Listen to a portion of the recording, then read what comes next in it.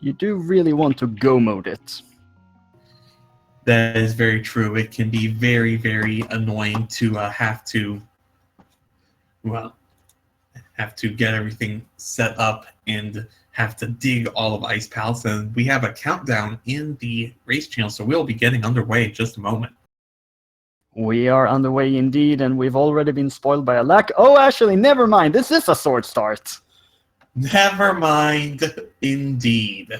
So we are going to have both our runners doing the standard escape, a little practice princess saving missions. We get synced up right here.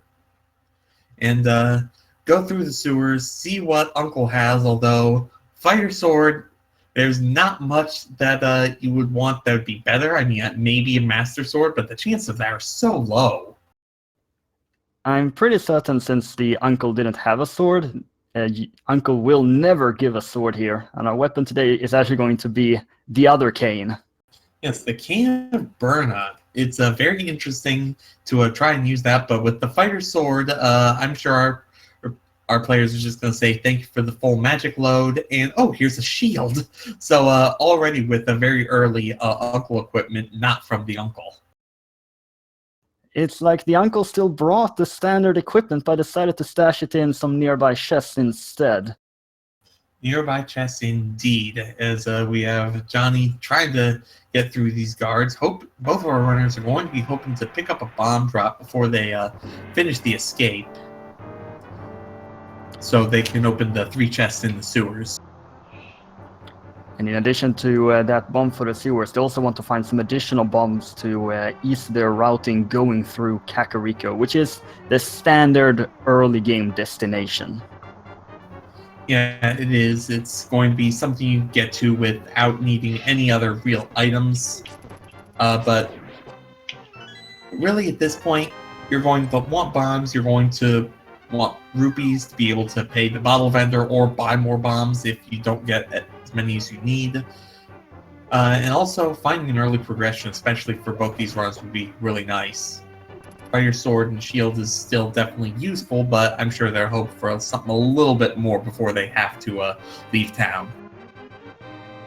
And here in Escape, finding the mirror is always very nice to be able to bring yourself back to the start. Boots and hookshot always very appreciated since they help that overworld navigation. We will have a lot of rupees here in the early game, so they will likely not be spending too much time farming that up, but they still want some additional bombs. Yeah, the 100 rupees is going to be enough to pay the bottle vendor. They're also going to need 500 to pay off whatever the Master Ruseman King Zora happens to have up in his domain. Not much other use for rupees unless they're going to need bombs, which still haven't found a bomb drop, but there's still plenty more escape to go. Johnny here opting for the double pot strats, which is the safer strategy to go on the ball and chain guard, finds 20 rupees in Stella's chest. And ET going with single pot strats, a little riskier, although the Cane of Burna does definitely mitigate some of that risk, gets it done pretty easily. He's gonna pick up some backup hearts here just to be safe. We have seen a lot of deaths in Escape, but that is mostly during the bomb starts. Yeah, the bomb start is can be very perilous just because, unlike previous Zelda games, bombs will actually hurt you. In the second Legend of Zelda game, there weren't bombs, but in Zelda 1, the bombs don't hurt you even if you throw them right next to your face. And that makes complete sense, of course. Video game logic. Of course. So our player, sadly not finding the mirror, has to walk all the way over to the sewers, still looking for that one bomb. Johnny opting to kill 2 guards here with these pots, finds a rupee and a heart. Not quite what he was looking for. Obviously trying to farm that bomb drop, not getting lucky yet. Do still have a chest that remains in the sewer area before that bomb location, so hopefully they may be able to get 3 bombs in that if the rats or the snakes aren't very nice to them. It could also be the boots. If you have those, you can just Kool-Aid your way Kool-Aid Man your way through the wall there. The rats are dropping fairies today, and full magic. Wow. It's very useful items, but not the items our runners want right now. And Johnny going into the snakes using the cane strat here. 20 rupees is fine. Arrows, not so much. Still no bombs. And it's very good. It's a very good play using the cane, just getting a lot easier kills with no risk of taking any damage. Just trying desperately to farm that bomb drop. And just 5 rupees in the chest. This may almost be a record of how many enemies I've seen being killed in the sewer area. They are trying really hard to find that one bomb. Eizan is yeah. It looks like we may be bust unless one of the rats in that sewer room has it. Or one of the rats in here. This one's got the key for Eizan. And Johnny is going way out of his way to kill enemies here. He does not want to come back. He is on a vengeance to slay those rats. Eizan just moves right through. He doesn't think that he will find a bomb here. Yeah, it's going to be interesting if Johnny does happen to get a bomb drop out of one of these and does happen to check. But nope, he is also going to have to call it quits unless he decides to kill all these rats too. And meanwhile, Eizan... Oh, there's an 8 bomb drop! That's incredible! There's the bomb drop! There it is. Only a single rupee in the sanctuary chest, so let's see if this pays off for Johnny. He's gonna find the map. Oh, and the gloves! And the Power lamp! glove and a lamp! Oh my goodness! Grinding that 8 spot of bombs, absolutely the right call, my goodness! And it's going to, Well, here's the thing. Don't you need gloves in order to get back in? No, you don't. They changed that several patches ago, so you can just walk straight forward. The block is always pushed. No, I mean, like, to get back in after you've tried getting in. Like, yeah, I mean, you can't fall. You can walk back into the sewer area from the Hyrule Castle opening. Okay. And there's 3 bombs taunting Eizan on the ledge, but Johnny in great position. He's got the power glove and the lamp. Early Death Mountain play is on the table for him. And this is really interesting because you don't really see those 2 items coming out of Escape. And he could make that decision, but it is only 2 items. 3 actually, my bad. No, 2. Wait, what? I can't think. Anyway, Eizan finds bombs in the forest. Yeah, so he hopefully is going to make his way back to Sanctuary without too much delay, as Johnny is going to check the Lumberjack Cave and 3 more bombs. Eizan just getting trolled for his decision to not grind up that drop. And he has to come back that at some point, and hopefully he can find the gloves before doing that, because that's a long walk to take to get back there. Oh, absolutely. But our players will be set for this Kakariko. They have enough rupees, and they have enough bombs to check all the locations. I mean, Eizan would absolutely love to find the other glove here in Kakariko. That would be a huge bailout for him. Although Johnny, that'd give him a very, very early Titan's Mitts, and then he'd be only a Moon Pearl away from a Dark World access, and we're not even 9 minutes into the race. And Eizan decides to drop into the well first, skipping Thieves' Hut first. I can't say I've seen that one before. He's finding some rupees here. He's gonna pick up a piece of art. I think it's just a minor sequencing play. He's gonna go from the well to the bottle vendor, and then in the blinds chest. And there's the mirror here in the well, and the shield upgrade. Well, that mirror is a little bit too late, but that mirror is actually Tower of Hera access, and the lamp means a full clear. And the hook shot! Wow! Hook shot at the bottle vendor. Another stacked Kakariko as we see what blind is holding down in his basement. Johnny's gonna check this location first, drops the bomb, pushes the blocks, and he's gonna open the chest, and he's gonna find himself with a big, lovely heart, 50 rupees, followed by the mushroom, okay, and oh, there's a Master Sword! Master Sword! Hype Cave, where you at? Hype Cave has moved to Kakariko for the time being.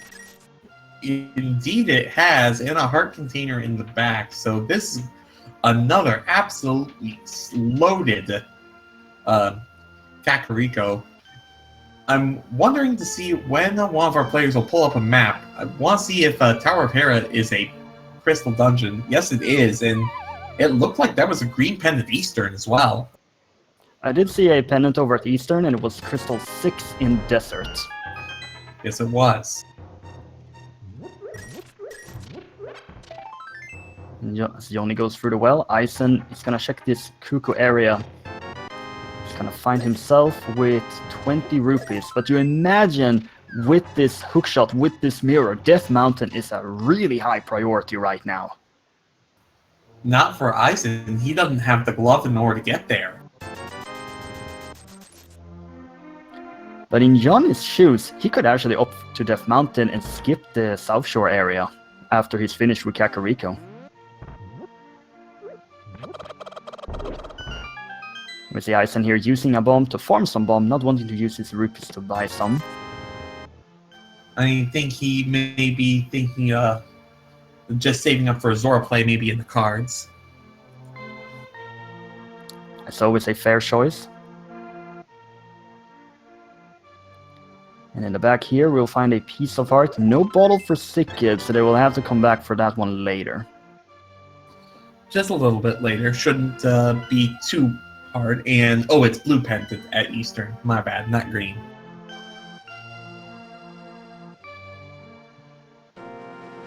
As we decide not to head on over. Looks like he's still going with the standard routing. Just a piece of heart inside of the library.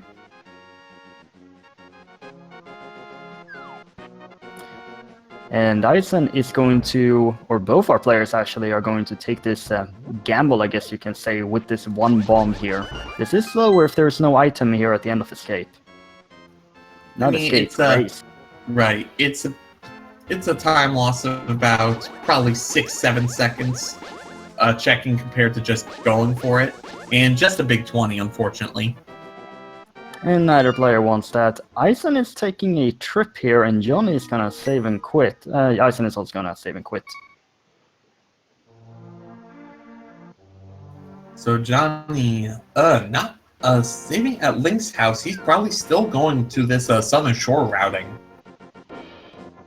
I suppose with you do have access to the dam, so that's 2 chests, and then Mini Moldon, that's 7.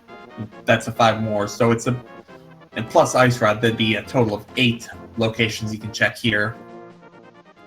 And I've seen this a lot for many players, even when they get a lot of items early on, that they have this standard basic route that they like to do in the early game and don't really want to make any diversion. And you can see both of our runners with some nifty little tricks here in the dam. Johnny using the hook shot to clip through the block as it's moving, while E.T. just uses the mirror to delete the block as it's moving. Johnny just finds Big 20 down in the drowned part, so they're both going to be making the play to Mini Moldon Cave.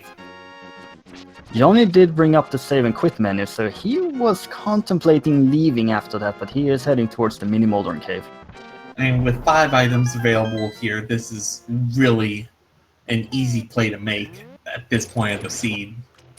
And for E.T., it's about the only play. And the hookshot is a very nice item to have here. Falls these Moldorms, kills them in one shot. And our chest today, bomb capacity upgrade, arrow capacity upgrade, the red meringue, okay, and 5 rupees, and finishing this off with 20 rupees. So not a whole lot to write home about, but it's one of those things you do have to check. And with this save and quit to Sanctuary for Johnny, I think Death Mountain is the destination. Yeah, Death Mountain, absolutely the easy play for him. Let's see what E.T. decides to do. He may make his way over to Ice Rod Cave, and from there he might decide to try fake flippering to Hobo, and let's see what that potentially brings us. It's always such a long walk all the way over to Ice Rod Cave. Yeah, it is, but at the same time, it's probably one of the best chances most runners will ever have to check it.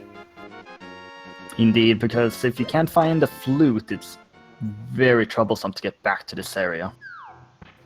And I really like Eisen taking advantage of the fact that he has the hookshot, stunning these crabs. He's only on 2 hearts and does not want to take a death here. Indeed, those crabs do 2 hearts of damage onto green mail. And in the cold, cold cave in the east, we find half magic. That's a really nice find. That is definitely worth it for Eisen. Nothing really to spend that magic on yet, as Johnny gets dead rocked. So he's gonna have to be careful. He got dead rocked, and then the cabbages just fell from the sky on him. He's gonna get a big heart there from the uncle, though. Yeah, that's going to give him a reload, and Eisen is going to make that. He's going to have to go all the way back into Hyrule Castle with those bombs to pick up the lamp and the power glove. And that is holding him back right now. He's gonna deliver the mushroom, I believe. Alright, yeah, this is another one of those weird one-off things that you don't really have a better place to do. Wait, no, it looks like he's from here. He looks like he's going to Eastern Palace. Yeah, I don't It's a really know really why. roundabout route to it. Yeah, I don't really know why he went this route. Anyway, 20 rupees inside of Spectacle Rock, but on it is our first bottle. So Johnny's going to pick that up, and Eisen is going to visit Sahasrara. That's a cute bunny sprite. That's the cutest Metroid ever, but be careful, don't touch it. Piece of heart here at Sahasrara with 3 bombs and another piece of heart. And he may opt to go into Eastern at this point, as Johnny is making this trip into Tower of Hera. Yeah, I can't say I fault Johnny's play, and a big key here in the first room, so we, at least right now, won't have to take a dive into the basement. And that's always a good thing for our players. It's just a big time waste down there with the tile room. He's gonna find the compass, and he's not gonna be as happy to see that. Meanwhile, Eisen just slashing the heck out of all these Armo statues and guards here as he makes his way into Eastern. And since this is just a regular pendant, if he finds all 3 items, he is most likely not coming back in here. And I believe there's 2 items in a Tower of Hera here, so hopefully Big Chest has one, Moldorm has the other. You can always hope, but Moldorm is Moldorm. Arrow capacity upgrade for Eisen, and there's the small key for Johnny. It's gonna open this so big it's chest. going to be a tile room check. And bomb capacity upgrade. So it's a 50-50 here for Moldorm for Johnny, as Eisen is heading over to the east side of Eastern Palace.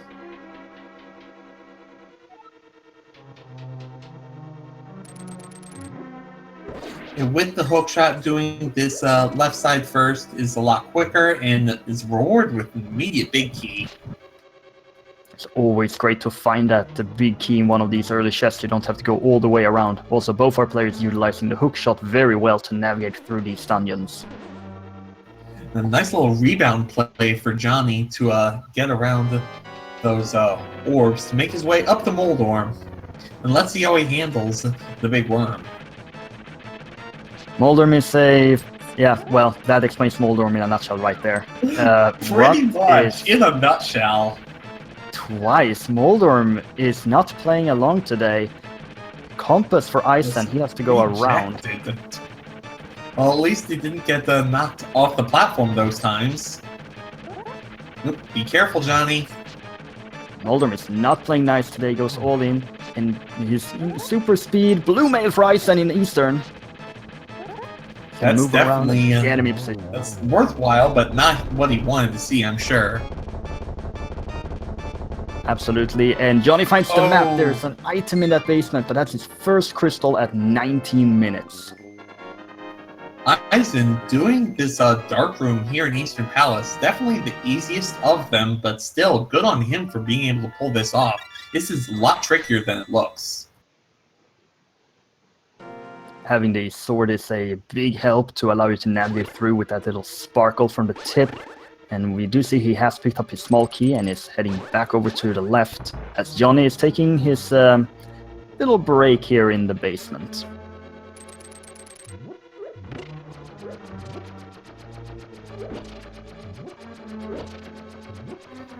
Johnny might not have a setup for the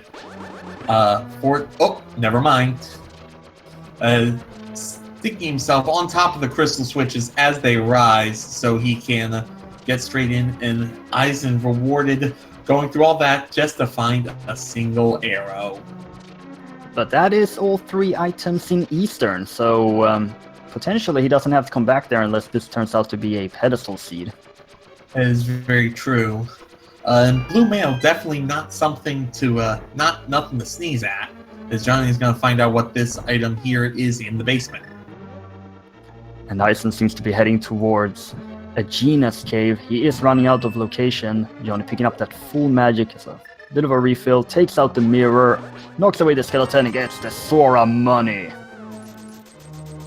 Yeah, 300 rupees will put him up to Zora money, so let's see what he decides to do with this. It looks like he is going to be making his way over and doing an East Death Mountain.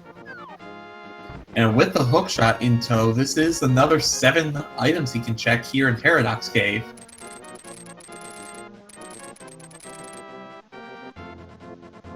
Johnny is just following what the seed has told him about the items, and of course the Dead Rocks are not being kind to him either. Death Mountain is a big Rocks mean aren't over kind here. to anyone, though, let's be honest. Yeah, but this seed with both Moldorm being a pain and getting Dead Rock blocked twice already, really can't be happy with that. Eizan in Agina's cane just finds 20 rupees.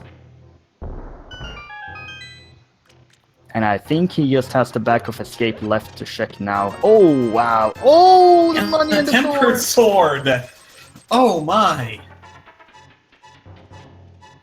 Oh, yes, Eizan does have the mushroom to do first. So this could be the time for the mushroom delivery.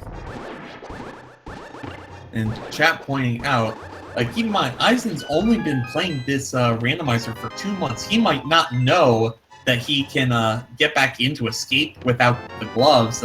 We find powder, we find the moon pearl, another stacked paradox cave here. And a second bottle as well, just all the items here for Johnny. He still does not have that Dark World access with only the gloves.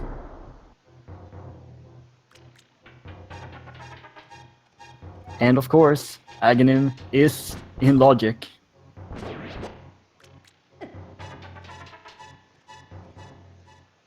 So E.T. is going to see what our witch has for him, and if it's not progression, he might be very stymied. It's just bombos. That could be required later on. Be good. And I hope Eizan knows that he can get back into the escape area, as John is taking the very fast trip through Spiral Cave after finding 50 rupees on the island, I believe.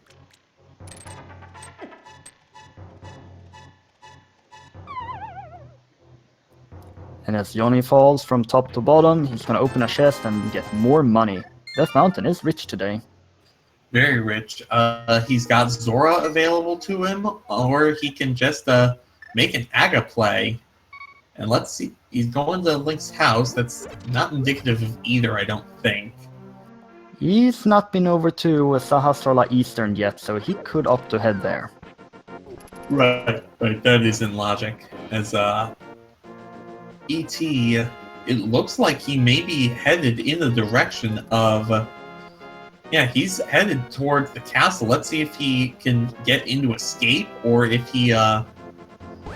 he decides, you know what, I've got Master Sword, I have to do an Aga play. But he doesn't have the lamp, so he can't do that.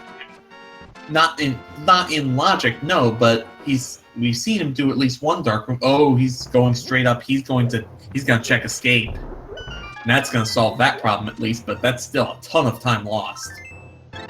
Now I have to say, I've never seen anyone do Aga as a sequence break.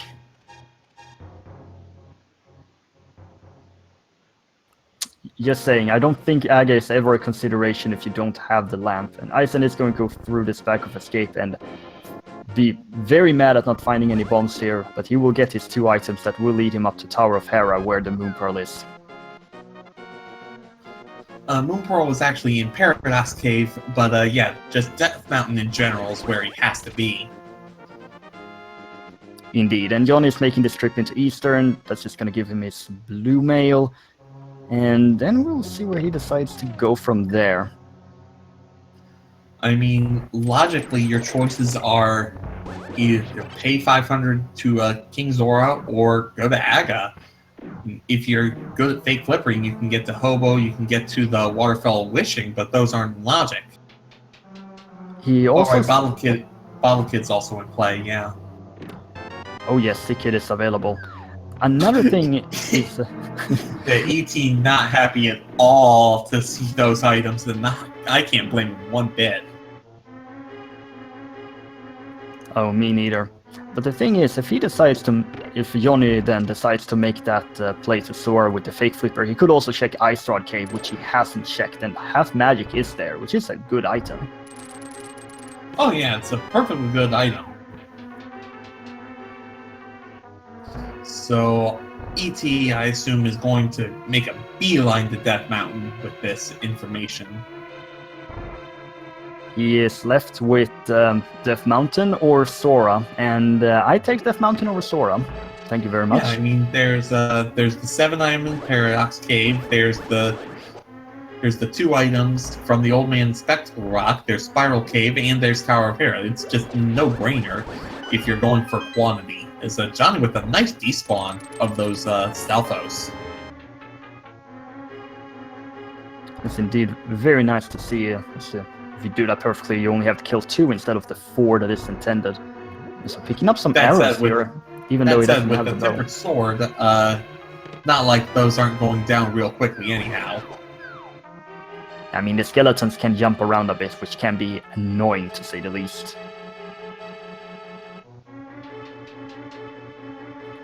Johnny has picked up his blue mail and is now going to proceed through these lit up dark rooms, and Eizan is going to start with Tower of Hera here.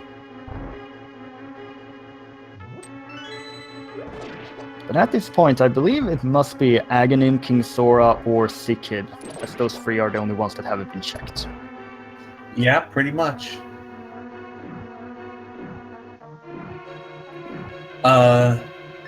E.T. went to Aegina's cave, and without the book, they can't get in the desert, so that's that. And Aegina had only 20 rupees, I believe. Johnny's gonna find his arrow, use the mirror, and get out. Also, what in the world is that sprite that Eizan has right now? I'm pretty sure that confirms that he is using the Inkling sprite for this seed. Oh, yes. Oh, okay. Well, that makes sense. I need to update my sprite meta. And Johnny is not saving and quitting, so he's gonna turn in the mushroom, and from here, I believe he can get up to Zora. Yeah, you can just walk right up there after delivering the mushroom. This routing is working out very well for him.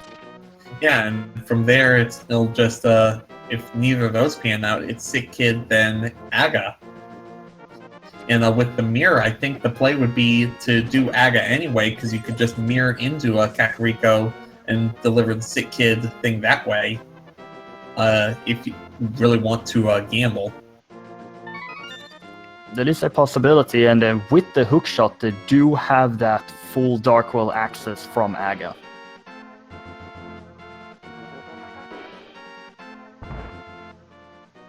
And Johnny's gonna get his Bombos medallion, and we have to wait and see if that is required. That could also be our Ice Palace entry weapon, for all we know. It's gonna release the bee and pick up a blue potion. Oh, that was a gold bee, though. And no Sora check. No, he is, I think he's got it in his head that Aga 1 is the play. No, this looks like a Sick Kid check to me. This could be a Sick Kid check, but I mean, if you were in the area of Zora, why wouldn't you make that play then, I wonder? I would imagine the reason is because he wants to fake Flipper there after checking Ice Rod Cave. And that could be on the table. We will have to wait and see after this Sick Kid check, because Sick Kid here could give the hammer or a glove upgrade, and that could just put him immediately into the Dark World. It would be very convenient for him, since he's already here in Kakariko, but we will see what our Sick Kid has today. It's going to be 10 arrows. So, yeah, that's not proving to be what gets us on the way here. And let's see what he's going to do here. Eizan also getting knocked back by Moldorm. Only got knocked back once, though, and getting bodied, but knowing that as long as you push away from the ledge, you can't get knocked over. So, this is an Ice Rod and probably a fake flipper play. And he did put up that, or put off that Ice Rod cave earlier, and as said, this is a long way to walk to get over there. Eizan is going to bring down Moldorm and get himself his map and his first crystal at about 30 minutes in. And with the way this seed's been, that's still a very respectable time for what he had to put up with. Oh yeah, he's just been, well, very aggravated by the RNG of not getting a bomb drop there at Escape. Just put him back. There's nothing he can have done about it. You have to be. I mean, that's just the game just giving you the finger. There's not much you can say about that except, well, sometimes that happens. As Johnny is going to pick up his half magic in here, and let's see if he's saving quits, or if he's going to make that fake flipper check. This is fake flipper because he is still here.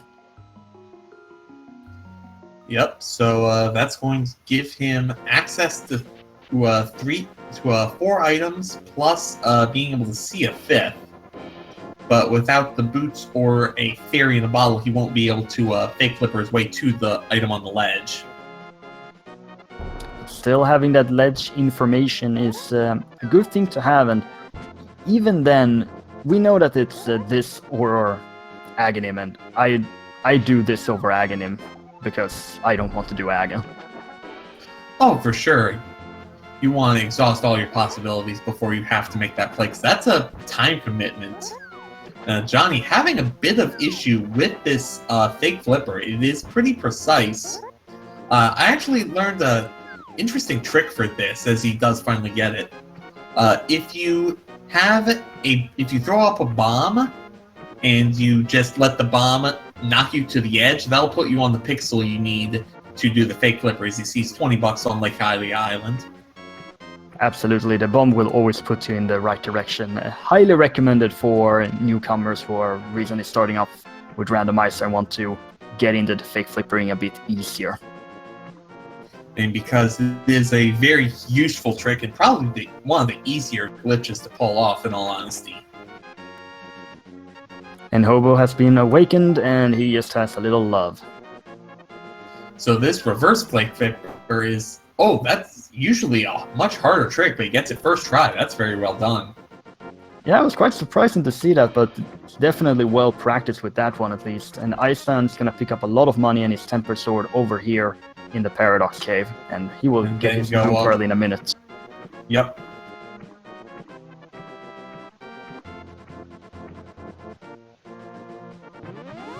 And Johnny taking the teleportation here over to the Sora region. He's got to be a bit careful. There is a Zora here that can bap him, and this entrance to Waterfall Cave, not the easiest, as he does set up his Waterfall glitch. And Eizan with the Moon Pearl, and Johnny with an arrow capacity upgrade and 20 rupees. So the sequence break not giving him anything too useful yet, but there's still one more item he can see and one more item he can get, as let's check in on the Master Con Man. A vanilla piece of heart there on the ledge.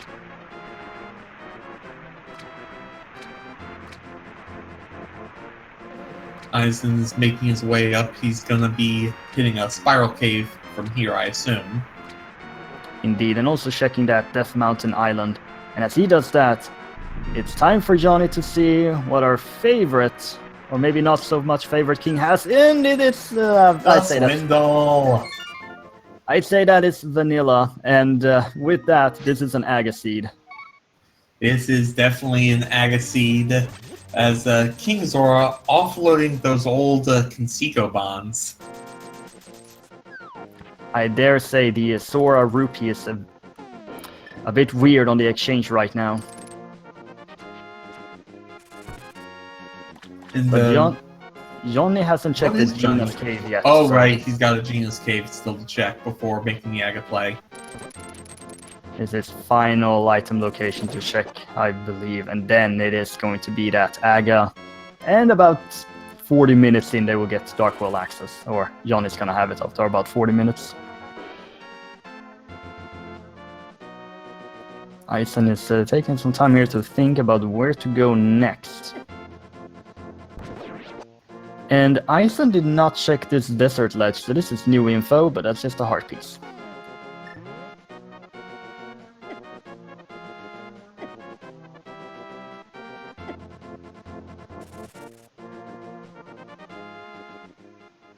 So let's see what Eizan is going to do with his information. He may be making an Aga play, because I'm not sure what else he has in this direction, except maybe Zora? It's Zora awkward is... routing to get to Zora, though. He may not be a big fan of attempting the fake flippers and decides to just walk over there. Right, right. And as Johnny has realized that this is an Aga-required seed, where... Also, nice bomb there. Where do you go when you get to the Dark World? If it were me, the first place I would want to look would be in the area of just make your way over to a village of outcasts. You have the hook shot, so you can make that check. Also, you do want to check what your other two pendant dungeons are. Thieves' Town is an attractive early option, especially if it's a crystal. But really need Titan's Mitts to get much of anywhere else.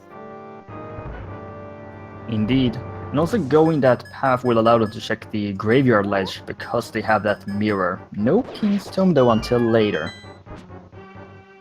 Not unless they find boots on the pyramid or something of that nature, yeah. That would be pretty sweet. We see Johnny here now going through Aghanim's tower, and Eizan will soon be ripped off.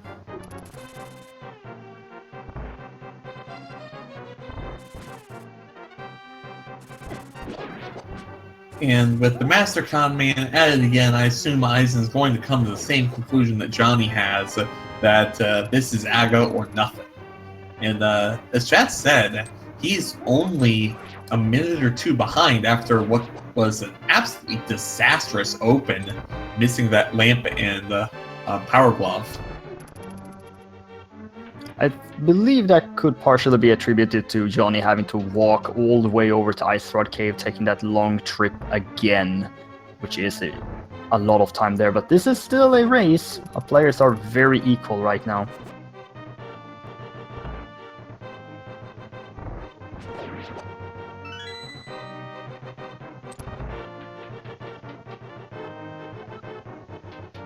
And with this glove upgrade, one of our players could actually opt into checking Catfish immediately. Yeah, that is very true.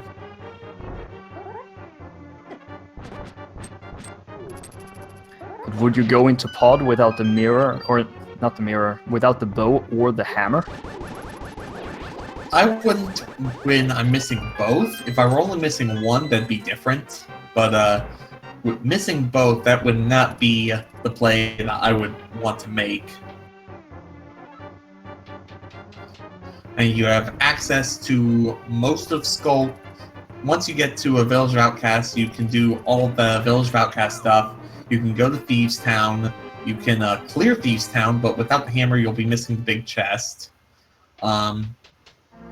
Skull Woods, you can get to everything except the back half, as Johnny's made his way to Aga 1 already. I guess it's time to guess how many blue balls there will be. I'm gonna guess 3. Yeah, 3 sounds about right. That's going to be about average Aghanim, I think. And Eizan is climbing up this tower, and Johnny is greeted by our favorite boss. Yay. Well, there's the first blue ball already. I'm just feeling the excitement here and the immense skill that it takes to reflect these balls back. Oh, look, 2 blue balls already. Yes. This is what speed gaming is all about, ladies and gentlemen. This is about as close as we can get to a cutscene without the Mystery Maya room and the Palace of Darkness statue. Or the Turtle Rock opening. And partially the Maya opening as well. Right. And only 2 blue balls, so Aga playing fairly nice to our runners today. And while the number of blue balls you get from Aga is randomized, it's going to be the same for both of our runners in this seeds. What was on the pyramid ledge? Oh, that's silver arrows! That's a tremendous pickup. They will still need a bow, but this guarantees that they do not have to do silverless Ganon. And granted, there's a huge difference between Master Sword Silverless Ganon and Tempered Sword Silverless Ganon. But still, having silver arrows is something that you don't want to have to worry about it. Silvers is just a massive time save and safety check on Ganon. And look at this, Johnny is actually making the catfish play. Yeah, this does make a bit of sense. It's one of those things where I didn't realize you could get to it with just the Power Glove, but it's probably the best time you're going to have to make this play, especially given the fact that you're not really going to be in this area anymore because he's cleared out everything else. Indeed, usually you may want to combo this with a mirror into Sora check, but he's already checked everything in the Sora area already. Yeah, I mean, Eizan, if he finds flippers, can at least combo this with doing the Waterfall of Wishing, so it won't be terrible for him. And their lovely fish will bring about, well, the same money that Sora brought. 20.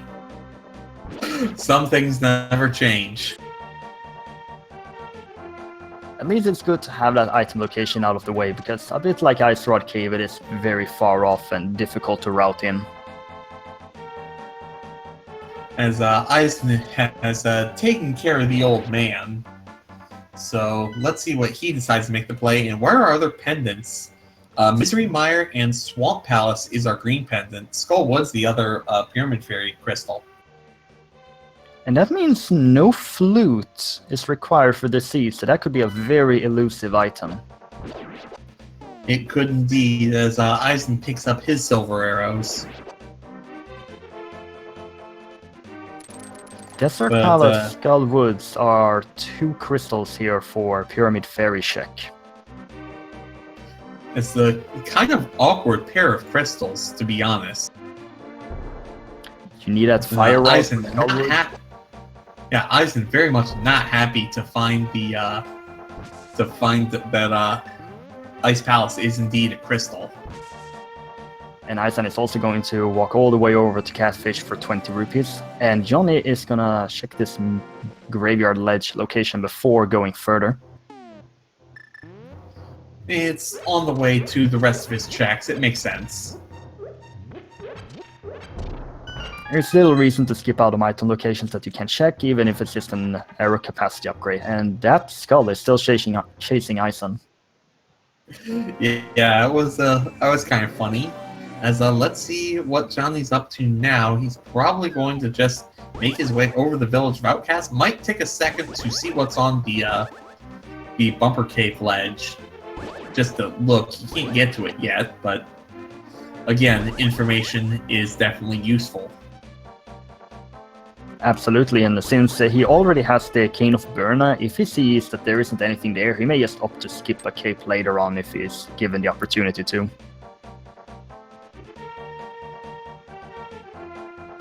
And this also leads itself very well into Skullwoods, checking these front areas at least for possible items. It's gonna find 50 rupees up there. And so knowing he doesn't need that, and yeah, from here the play is Village of Outcasts.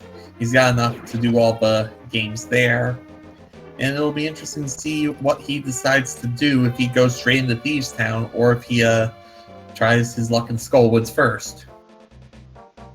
Eizan is taking the same path here, and navigating this graveyard area here in the Dark World is really tricky if you have the mitts though. Oh, that answers that question. Titan's Mitts in the Sea House. It's gonna be much easier for them to get back into this area now, and Johnny is opening up Thieves Town and heading down to this bomb house here.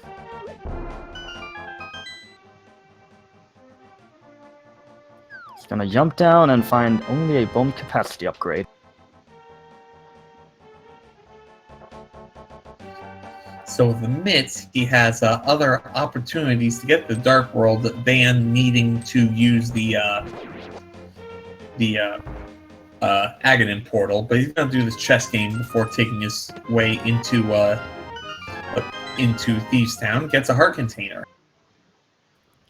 Eizan here getting a bit confused here about this portal not bringing him back into Dark World, and Johnny is making the dip into Thieves Town.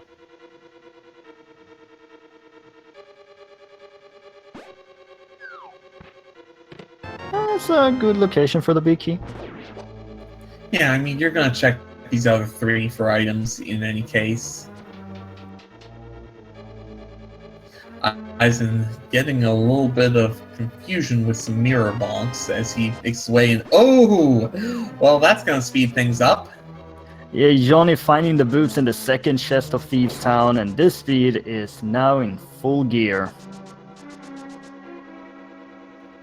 Now, isn't that just annoying that you find the mitts and the boots here, right after you check those areas where you really wanted to have those items? Yeah, a little bit, but that's the game for you. Because you know why? The game knows. It's Randomizer, and Randomizer only knows that it is indeed a Randomizer. 20 rupees there, second item in Thieves Town.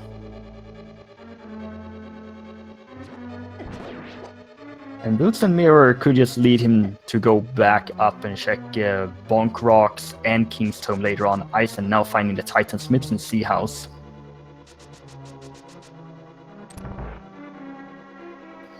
So yeah, a couple more options, but this is definitely the most attractive play.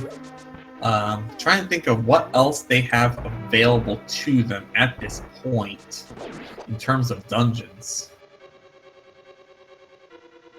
In terms of dungeons, well, they can't They fake. can do the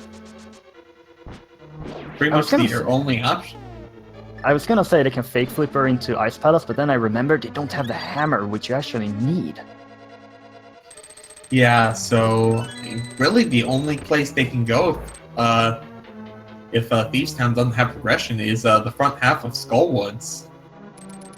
But those myths do open up Dark Death Mountain, and they have the hookshot.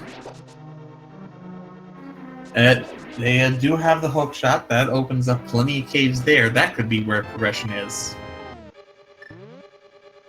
And there's also going around the horn because they have the mirror, and they won't be able to do hammer pegs, but they'll be able to do the blacksmiths. They'll be able to do Mad Batter with the mirror, and they'll be able to do Gary's lunchbox. A full-scale frog tour, just like the good old days. One thing they'll be missing, and Johnny had brought this up in his bio, they will not have the shovel. That poor shovel. And Johnny has found both the map and the compass here in Thieves Town, so he is hoping right now that this small key is locked in the big chest. It's a very strange thing that can happen, where the small key you would need to get... Oh, never mind. This could be a vital item location later on in the seed. Thieves Town Big Chest has trolled runners before. Hopefully, for our runner's sake, it doesn't troll them again tonight.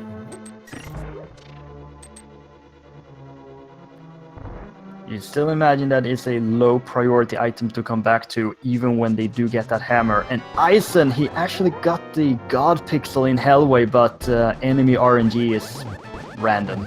That's such a bad feeling to know that you hit the pixel and then the enemies just knock you out of it.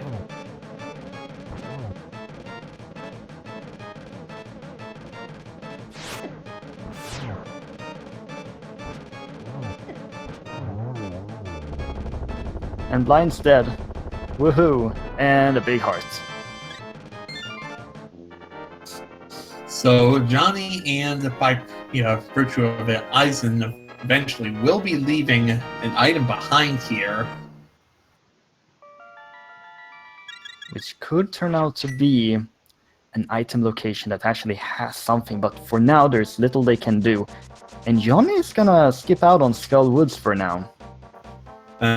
He's going to be doing the Alec Baldwin's digging game and then going on to do the rest of the stuff around the horn. I like this play. And this digging game is a bit annoying because you can't bring any escort with you, because then you can't do this digging game for whatever reason. You can't. You have to do the digging on your own. No bring outside help. Yeah, because in the end, you're actually the only character in the game that can dig up stuff. And there's digging up a lot of nothing. This may be near full 30. There's a flute. Now that flute is actually not required to beat the game, and that could lead our players into mire. I mean, it's not required to beat the game, true, but the mobility it offers you in Light World is definitely useful. Also, that opens up a backdoor play of Desert Palace with the flute and the mirror, and the Titansmiths. Oh, absolutely, and that's suddenly another high priority location to go to. But Johnny is going to go through with this frog tour here, but first activating the flute. So everyone in chat, please rise, remove your hats, and join us in the Swag Duck Anthem. I refuse.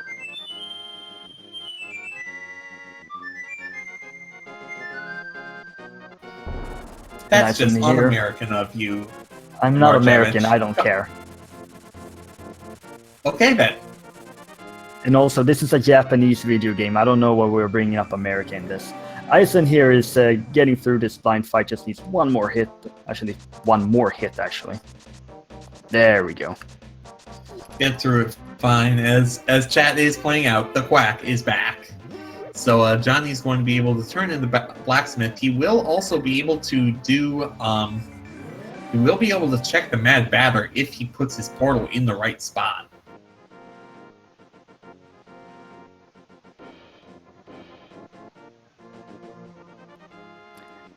And our beloved Smiths of the day bring some money.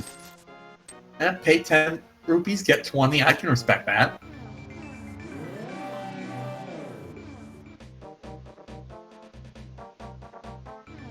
And starting off here with the Batcave check, as he did get that powder up on Death Mountain.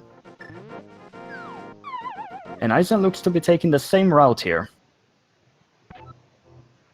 In Skull Woods, you don't have everything you need to complete it, and you really don't have any other dungeon you can complete, except for Desert Palace at this point.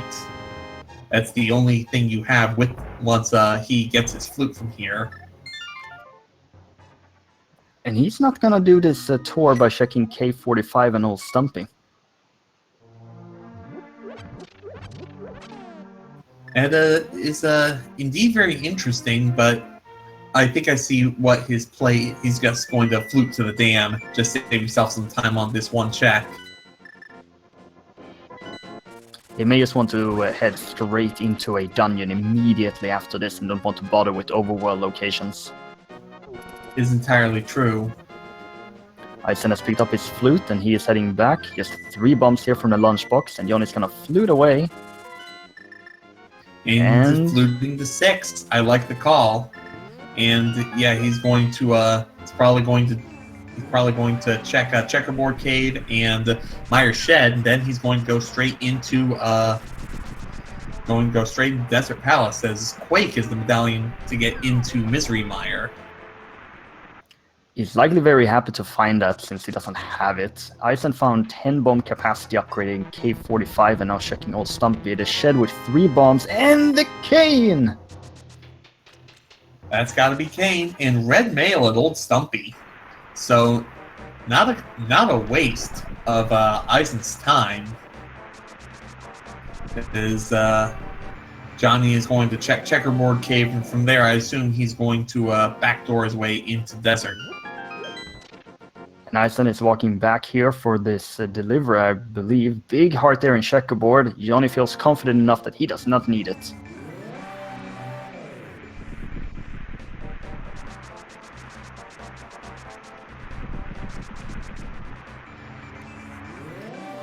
And Johnny's gonna take what I like to call is the main entrance to Desert.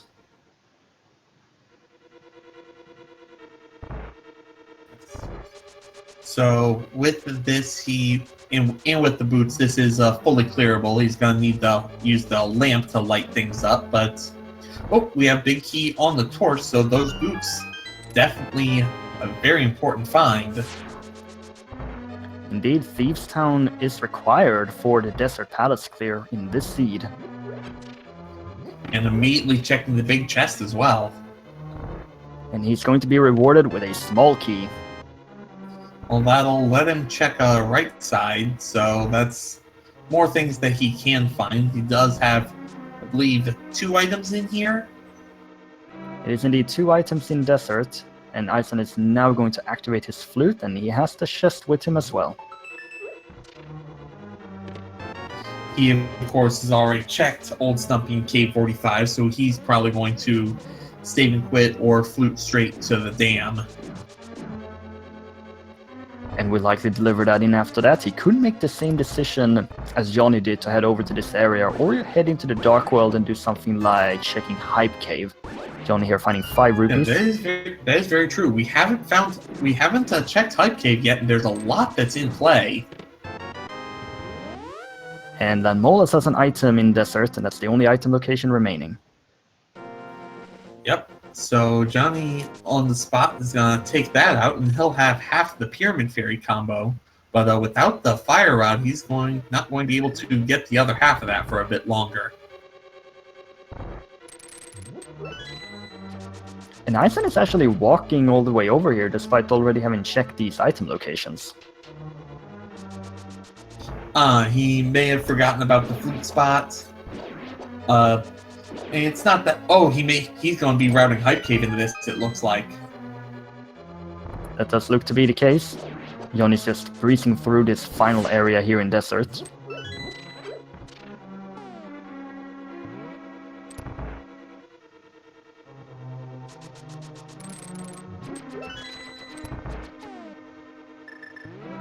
And Johnny will soon enter Lanmolas, but before that we do have a Hype Cave, which will be Ether! That's our first item here, and opening the sheds will be 20 rupees, 5 rupees, the Flippers! And 20 rupees. I'd say that's pretty hype. Yeah, Flippers, Flippers opens up Ice Palace. They don't have the hammer, so you can't do much in Swamp, so Ice Palace is really the only play you got if this lunchbox doesn't pan out.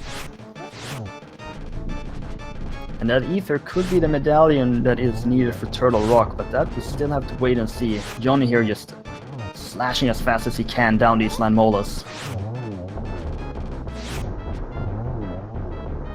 Gets it done, not bad. Oh, and the Butter Sword! Butter Sword! Not a required item, but not an item you're ever going to say no to. Having Butter Sword, Silver Arrow, Fire Rod for the Gauntlet is going to be very happy. So let's see what Eisen decides to do here, and let's see what Johnny decides to do here. There's going to be some interesting decisions. Eisen tried to flute, but that red guard just knocked him away, and the flute couldn't, or the duck couldn't catch him.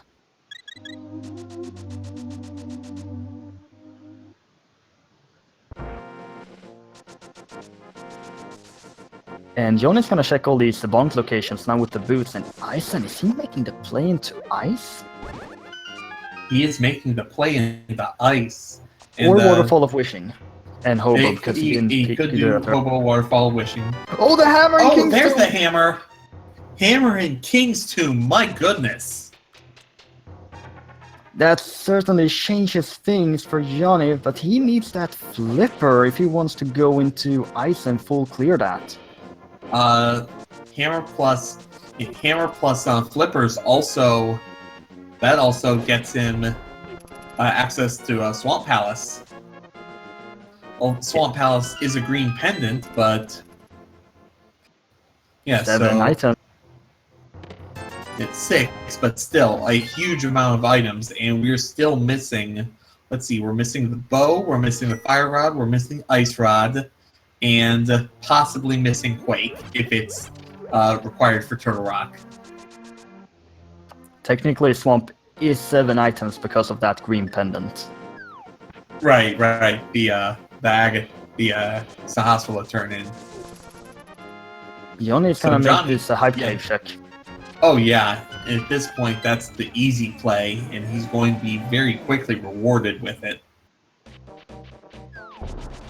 And because Swamp is so close, but Ice is also so close, I mean, it's a pretty tough choice. You don't really want to do a Pendant Dungeon, but you don't really want to do Ice Palace with bombos. I mean, that said, he does have half magic, which is going to make it a lot less annoying, and Eizen's going to be making a Dark Death Mountain check. That's a really interesting call. He does not have that hammer for a potential, or even cane here for a potential Turtle Rock dip. Yeah, Turtle Rock dip's out, but there's Super Bunny Cave, there's Hookshot Cave, and with the Cane of Burna and bottles, Spike Cave is. Oh no, he doesn't have hammer. Indeed, you do need that hammer for Spike Cave. There are a number of items that he does have available, and yeah, Johnny is going to be making the Ice Palace play. And at least for Eizan, he will have that info on which medallion is required later on. And he doesn't have to go back up here later to double check that or anything in a potential hypothetical go mode without Quake.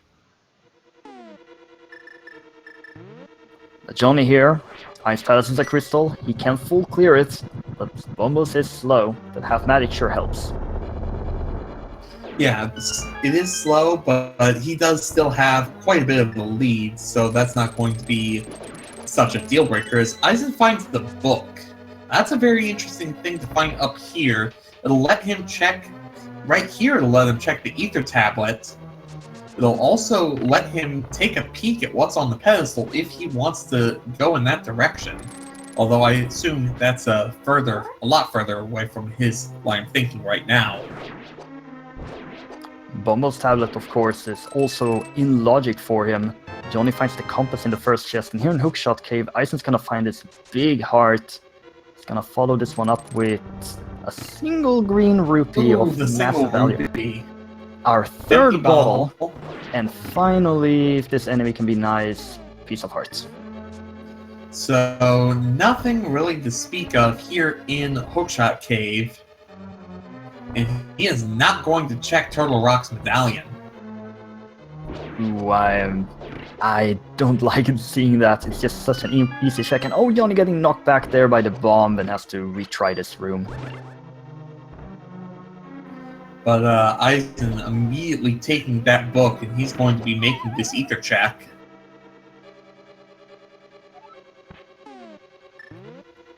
And as the sword is raised to the skies from the heavens, just some love.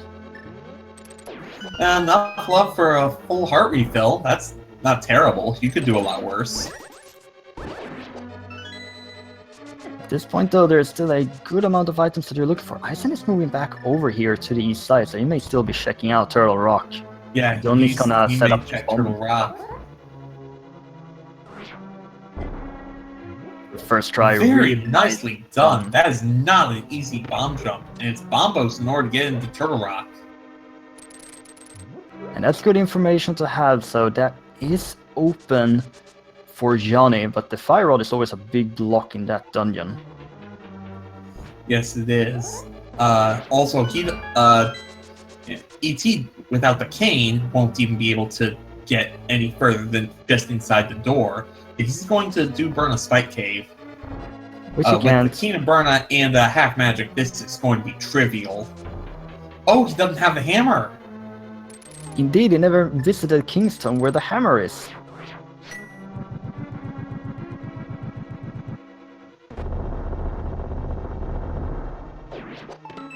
Johnny finds the big key in a very convenient location. Oh, very convenient. You just bomb his way right down to the big chest. Eizan has brought out the flute and is gonna head somewhere else. 300 rupees in the big chest.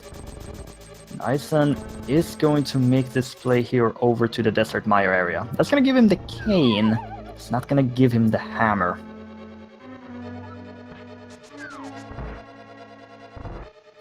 The cane would let him check one chest in Turtle Rock if he wanted to go back, but I don't see him going back for just one item. No, he can't do it. He's got to find the hammer before much else.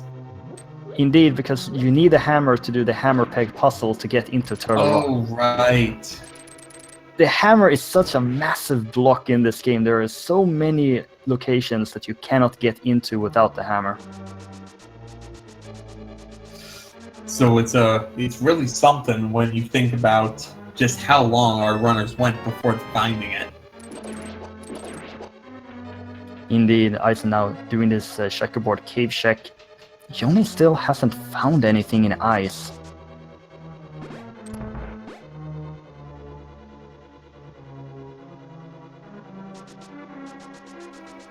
I mean, at the very least, if this proves to just be a huge waste of time, at least it was a crystal. He did need to clear it at some point.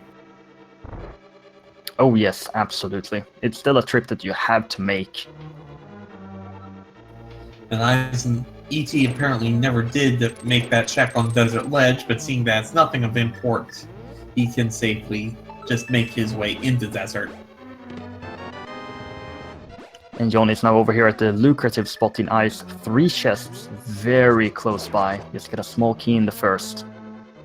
And with the mirror available, he can just mirror out if he finds all of nothing. Although at this point, right, he's probably gonna see if he can reroute his way over to the boss, and he finds the shovel. Johnny said in his bio he does not want to find early shovel. I don't think 67 minutes counts as early, though. And he didn't do the tour in the fire while it's in ice! Oh! Well, that changes the dynamic a lot. That opens up Skullwood, so that'll open up Pyramid Fairy. And with the hammer, he's also got access to Pod. No, he doesn't have the bow yet. He's still 2 items from Go Mode, but this is definitely going to open things up for him. Skull Woods is probably where he has to go next. I can't imagine he's going to want to double dip Turtle Rock if he has any ability not to. Absolutely, and because Turtle Rock is up there on Death Mountain, it's just very convenient to do that as your last crystal before heading into Ganon's Tower. But I absolutely agree that Skull Woods is the location to look forward to.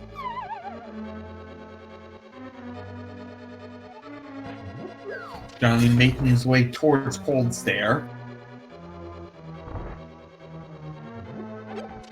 Nice, and it's approaching Land Molus. Half magic fire rod. He is a bit low on the heart count, but he should be fine. He has a blue potion. I think he's got a blue potion though. He should be fine. And opting to use the bombos here to preserve the magic. In his first phase, he's likely just gonna whip out the fire rod. He's gonna try to use Flutter first to get him into the corner. Sword. Oh, that was a nice perfect pin. fight. That's a beautiful pin. Unfortunate that they only got the map for it. That was amazingly done. That was the perfect Cold Stare fight, breaking through the first phase, getting into the corner, never leaving that corner.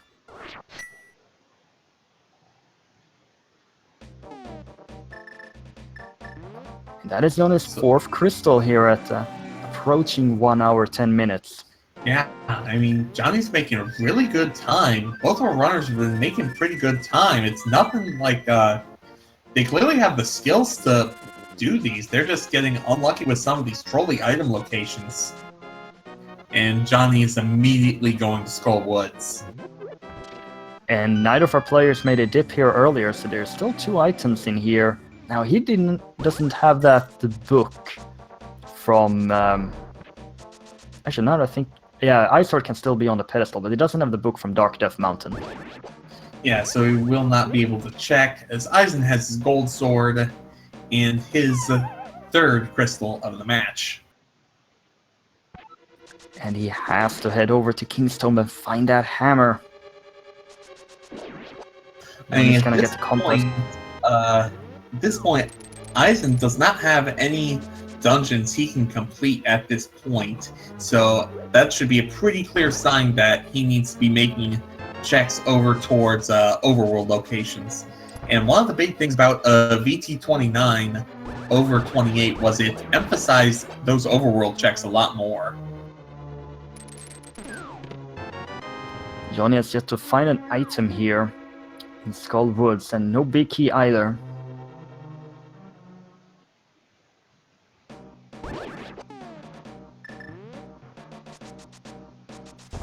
Max asking where the shovel was. That was a nice palace, and we have not checked the shovel spots. Eizan is also making the same Skull Woods play that Johnny is.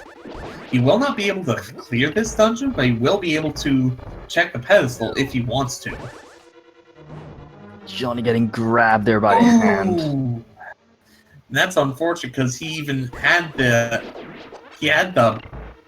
Samaria block on there, just couldn't get in a position in time. Yes, the hitboxes on the Kano Samaria blocks can be a bit weird. Johnny's gonna open up this chest, and wow, the 2 items are both in the back. Well, good thing for Johnny that he's got the fire rod. This is indeed 2 Ice Palace locked items here in Skull Woods.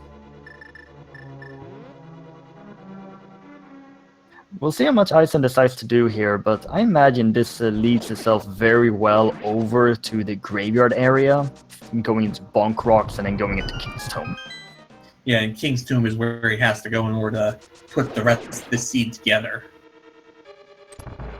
That hammer is the big block for Eizan currently, and Johnny trying to just step there on the borders, but does not quite get it and ends up taking a fall. And that's harder than it looks, to be completely honest. I fully agree. I've tried that and gone down the hole so many times. And a half magic just trivializing the Gibdos in this fire rod room. And no need to preserve that magic for Mothula because you have so much of it. Yeah, and gold sword. And he still has that blue potion that he's kept all this time, so this should be a pretty safe fight as long as Mothula decides to play nice.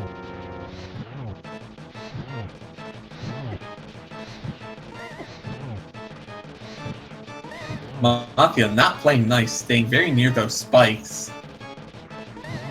Johnny's still getting some nice hits in with the fire rod. Doesn't need all that many more, and down goes the Moth, and that's going to be Johnny's 5th crystal, rewarding him with the bow! Ooh, and that's the end of the Moth Radio Hour. Johnny, 1 item from Go Mode, as Eizan is making a pedestal check. Get your ped hype in chat, people. This could be something if this is Ice Rod.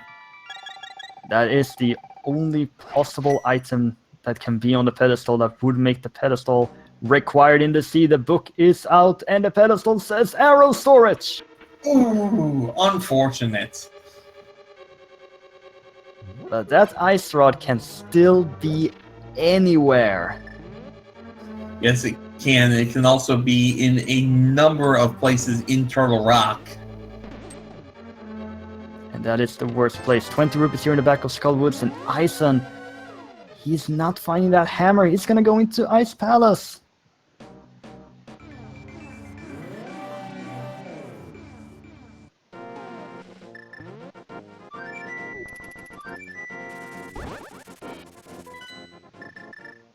And sadly, this is not the call for Eizan here, as he does not have that hammer. He cannot clear this dungeon. He is going to get the fire rod. Yeah, he'll get the fire rod, which will bring him back to Skull Woods to finish it. That'll get him the bow.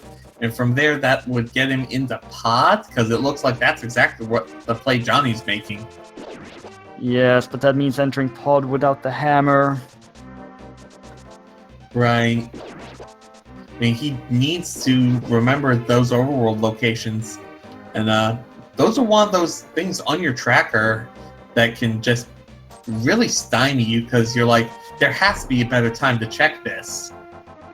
And he's already checked that mirror ledge on the graveyard, so he may just have forgotten because he checked that location that, oh, I've checked the other locations as well, because I was already there. I mean, that's one of those things where you just need to make sure that you're paying attention with your tracker program. But Johnny here, silver arrows and the hammer, full clearing this pod, trying to look for that ice rod while also getting his second to last crystal.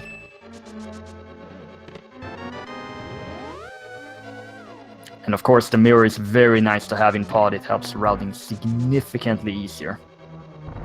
Yeah, there's just a lot of backtracking that you have to do. The mirror just trivializes almost. And Johnny here is gonna take this the east side first, and these walls. No need for bombs when you have the boots. E.T. getting the double on those big Stalfos, that's a nice little trick. It's a very nice setup to allow yourself to kill those very fast. And those Stalfos have a lot of lag. And E.T. flipping the switch, he is going to try this bomb jump.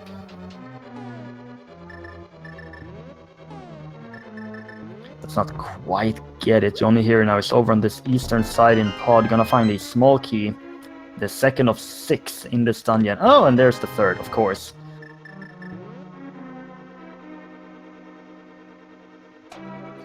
Eizan not able to get the pixel lined up for this bomb jump. It's very precise. It is a very difficult bomb jump because you have to place the bomb at 1 pixel and then you have to reposition your sprite to a different pixel to get it. And he's just gonna flip the pegs, the switches down, do this as intended. No shame in that. That's probably the hardest trick in the NMG run. Doesn't NMG do the bomb jump in pod? And oh, there's Quake. Bomb jump. Thing is, bomb jump pod. You can pause buffer the heck out of that, though, can't you? You can, but I'm just in general that it is a harder jump, even though you can pause buffer it. I don't know NMG because I'm not very familiar with it. Anyway, I'm not gonna sit here and argue with you. More keys here in pod for Johnny.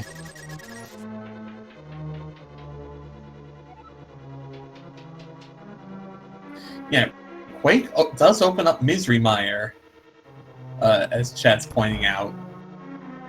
And that is 2 more potential item locations for the ice rod to be in.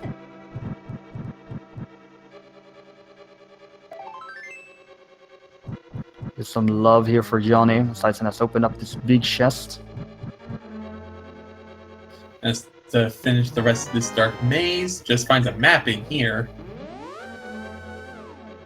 And, oh, I don't think he has the big key, that's why he pieced out on it. And where's... So the big key is in one of these 2 chests here in the west side, either vanilla or down here. Yeah.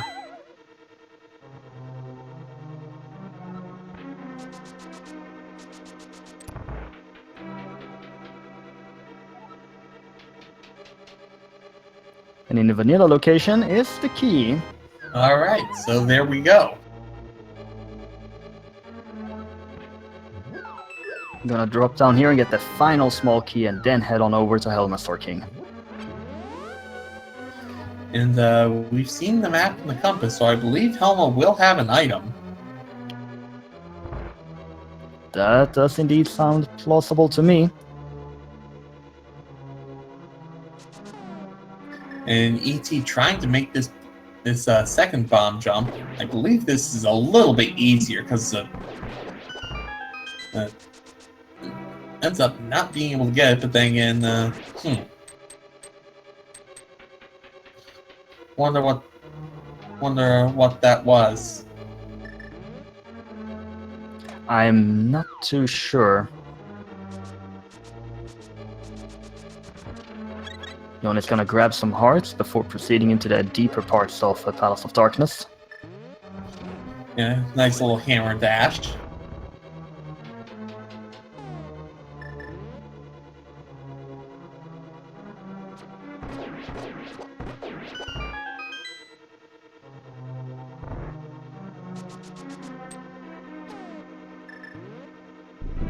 Johnny gets to take a short break here. He has the hammer out and he's gonna head into the very much deeper parts of Palace of Darkness. Eizan now out with the hookshot here to drag himself across this gap.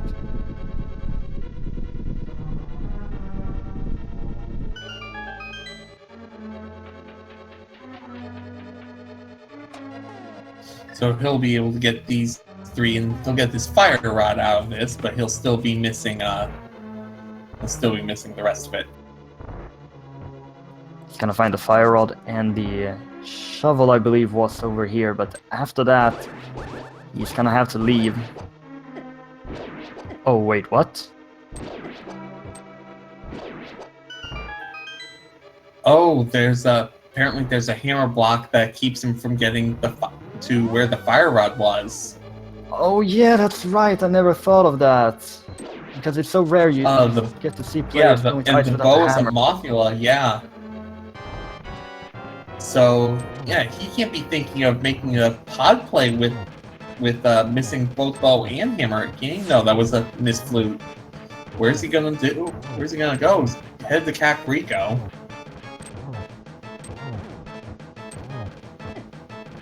What's he up to, I wonder? I am not too sure, but meanwhile, Johnny is doing this Helmasaur King fight. You do need 17 hits. The 17 hits have been done. Accidentally takes out the blue potion, maybe, instead of the silver arrows. Doesn't matter. Buttersword has 2 hits, and Helmasaur King goes down.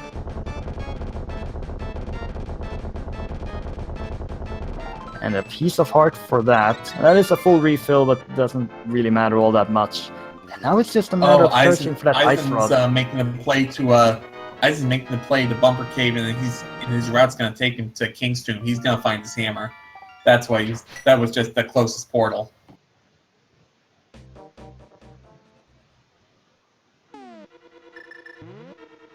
Or not? Where's he going? Did also Johnny miss an item in pod?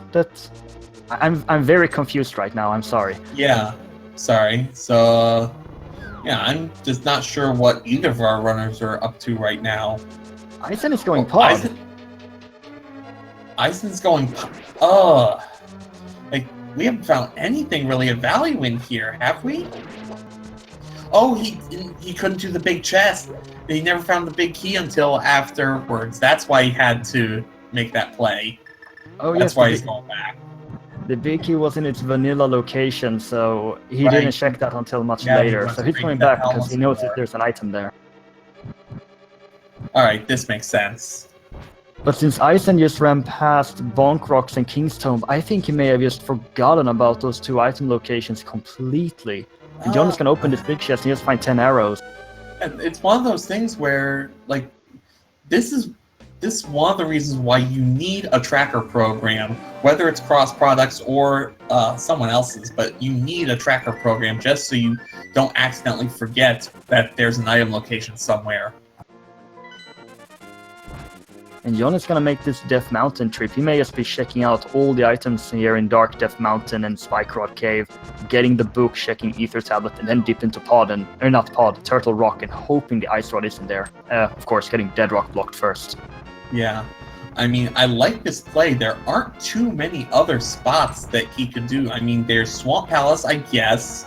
That's 7 items, but Swamp Palace, while not in go mode's just such a grind compared to Turtle Rock, whereas you got, I want to say, 5 chests, and it's entirely possible that Ice Rod could be in one of them.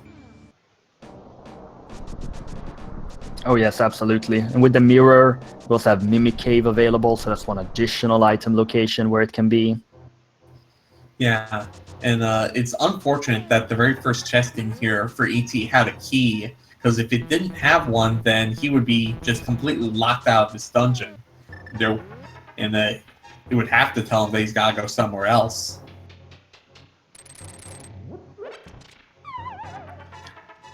Well, if Eizan decides to use the small key to check the vanilla big key chest location, he will actually be locked out. Yeah, he'll force him to go through the Igor room. He does have a potion though, so we may see that little potion glitch if he happens to be aware of it. He is not opting for that. He's gonna go into the northern parts of Palace of Darkness. Into the arena.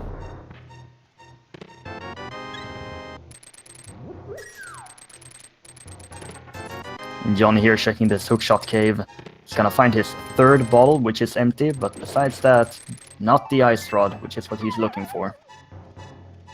I mean, it knocks items off of his potential checks. Oh, now I'm thinking that once Eizan gets locked out here, he may think that the line was Quake, that Quake is the progression item he needs to get to Meyer, and he thinks progression's there. Yeah, that just struck me as well. Oh no. I mean, the ice rod could be there, which is nice, but... Yeah, I mean, it would be helpful, but what he needs to do is he needs to find the hammer above everything else. The hammer is just preventing Eizan from being able to continue with this seed at this point. He can't clear ice, he can't get the fire rod in ice, which you need to clear Skull Woods, which you need to get the bow, which you need to clear Palace of Darkness. Yeah, I mean, it's just been a chain reaction seed, and that King's Tomb check, ever since that, everything's been coming up Johnny. Indeed, Johnny has routed this seed very well. And now we're gonna see if this Turtle Rock play is gonna pay off for that ice rod.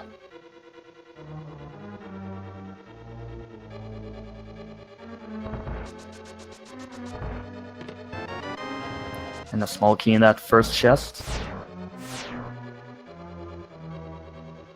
Also, because he has the Cane of Burna and a blue potion, it is laser bridge for items is in logic.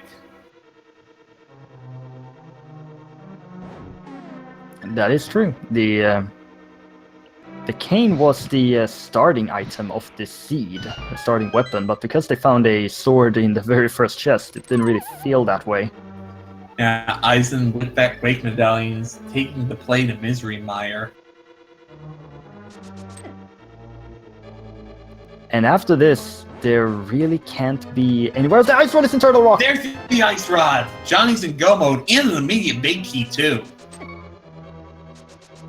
So Johnny, really, his only problem, he's down to half a heart. And granted, that's a pretty big problem to have, but he's got a blue potion, and he still isn't that far into the dungeon. Eizan here is taking a map check before taking this dip into Meyer, and Meyer can have nothing right now. This is a dead play. Yeah, this is complete. This is a completely empty play. Hey, Eizan forgetting that King's Tomb. That's what happens sometimes. It's the kind of thing that can happen to anyone at any day, and most players that have played this game for a long time, they've had this happen to them as well. One of those things that will only happen once. I guarantee you, he will always remember King's Tomb for the rest of his randomizer life. Absolutely. Johnny's still down here to half a heart, but with the powder, fantastic safety item to have. Yeah, I mean, he's got all the safeties. The only thing he doesn't have is red mail, and honestly, I don't think he needs it. He's been playing it just out of his mind today. He's been getting the tricks on the first try. Did have a little bit of issues with the fake flipper early on, but besides that, he's played this fantastically and has also been able to route this really well. I mean, it's just a matter of taking what the seed gives you. And Johnny has just followed what the seed has told him. Oh, you get the hammer. Yeah, sure. You got everything to go into Well, not only ice. you get the hammer, it's okay, I can't get through any other dungeons, so the play has to be go and check Overworld. That's what led him to King's Tomb. And the King's Tomb was, by all accounts, the winning play in this race. Oh, yeah, absolutely. Yeah, I mean, it says something when the best thing Eisen can find here in Meyer is like the blue boomerang or the cape. The bug catching net? I mean, maybe? There isn't really anything at this point, and it's always sad to see something like this happen.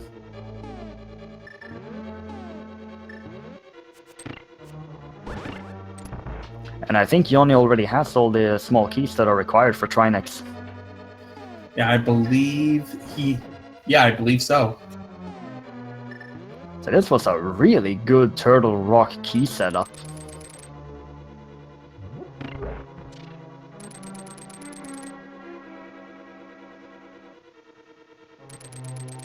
And using the invulnerability from having the hook shot out to dodge those fire bars.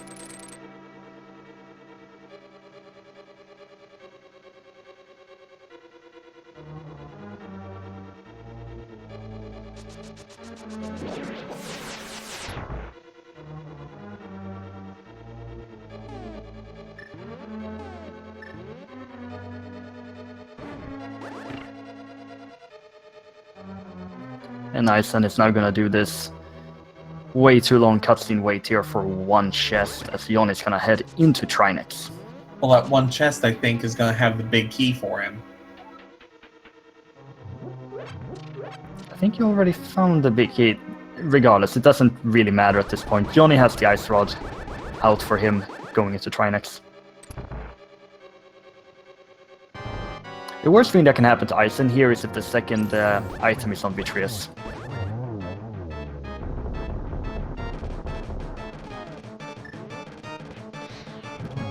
And the Butter Sword allows you to two-shot these heads. Did take a hit there, actually three-shot, my bad. The first phase is down.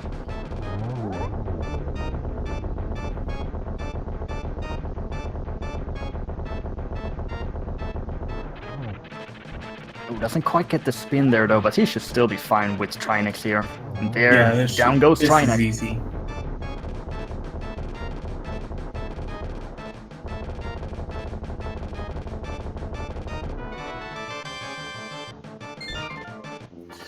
Alright, and with Johnny getting his 7th crystal, it's time for everyone to play our favorite game. There are 22 chests in Ganon's Tower. Which one of them has the big key? So anyone who is a subscriber to the Speed Gaming family of networks or has made a 250 or larger bit donation, get your guesses in now. And where will you place your guess today, Algernon? I always go with lucky number 5. And I always go with number 3. So both of us hoping for not too many trolls here. As Johnny is cracking open Ganon's Tower, he'll be going in around the hour 34 mark. And Eisen is heading to Vitreous. In his mind, it's the only play he's got.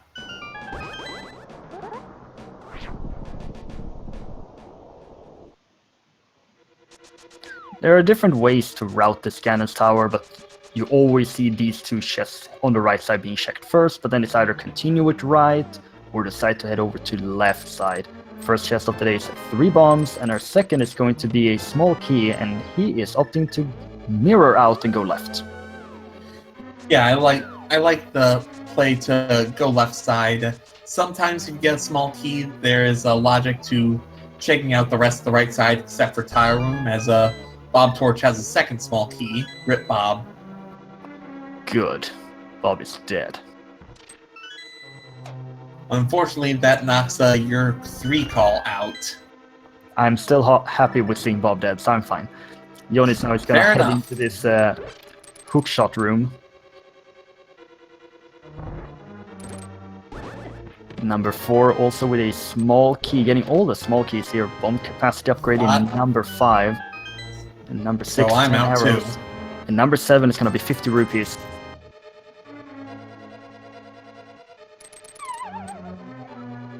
Ooh, slight miscalculation with that hook shot there.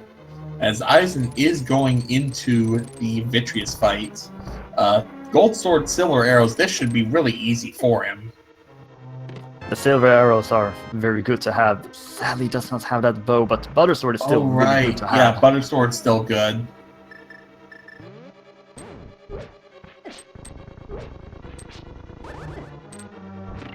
Skeleton and the cane block being quite annoying there for Johnny, but manages to get through it. And Eisen here moving into phase 2. He's gonna whack the sword a bit at the giant enemy eye.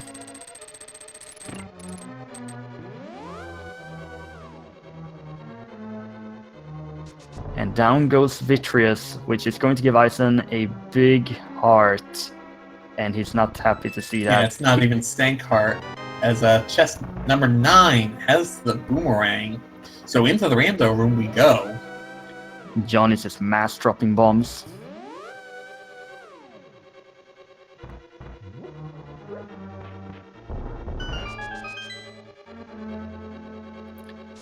And Eisen is now taking his time to think about where to go next. And there's the big key! There's the big key. Chest 10 in the Rando room.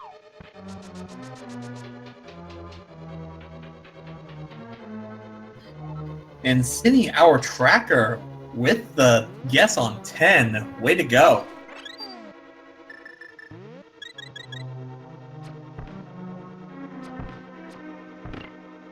Now Eisen may be going to the right direction here as Johnny is moving up this gauntlet.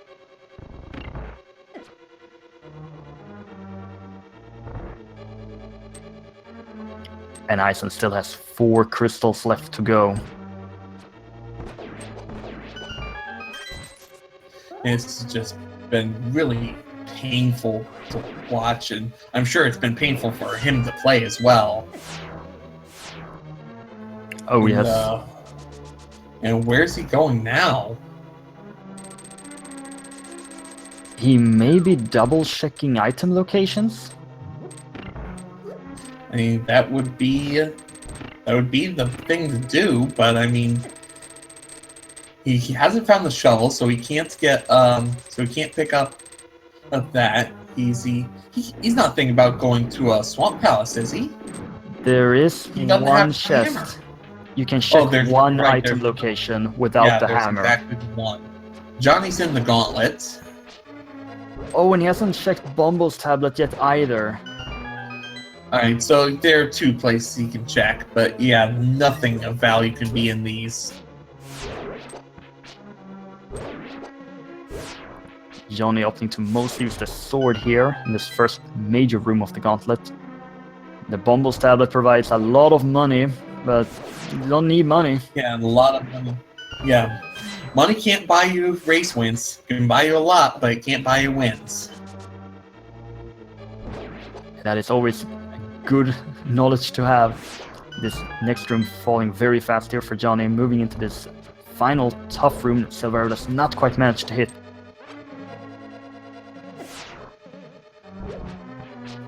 Getting bopped around a bit by the BMOs, but get through it. Now I imagine, yes, he's gonna powder this anti-fairy here just to get another heal as he goes into the Landmo 2 fight. This will slightly change the way that the Landmolas spawn, but he still manages to get the first 2 down, but the third did not have a favorable jump, so he couldn't get that one as well.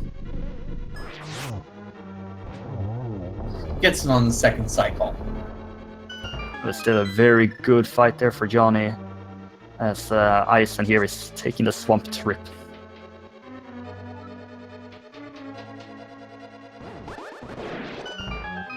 And the cane is always so satisfying here against these Swiss robes.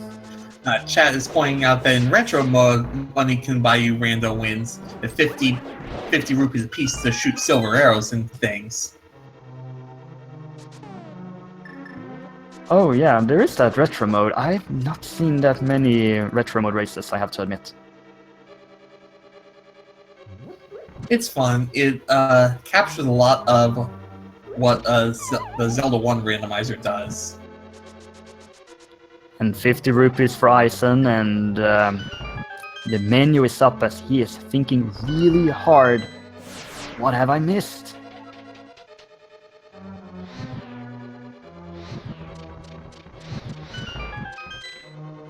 John is just flying through this tower.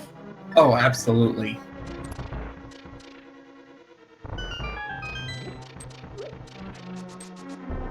And Eisen just trying to figure out where he went wrong.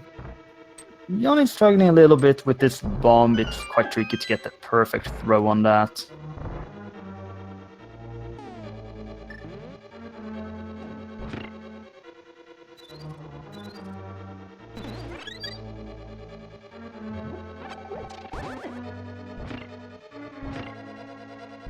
Also having a little bit of trouble on the crystal switches.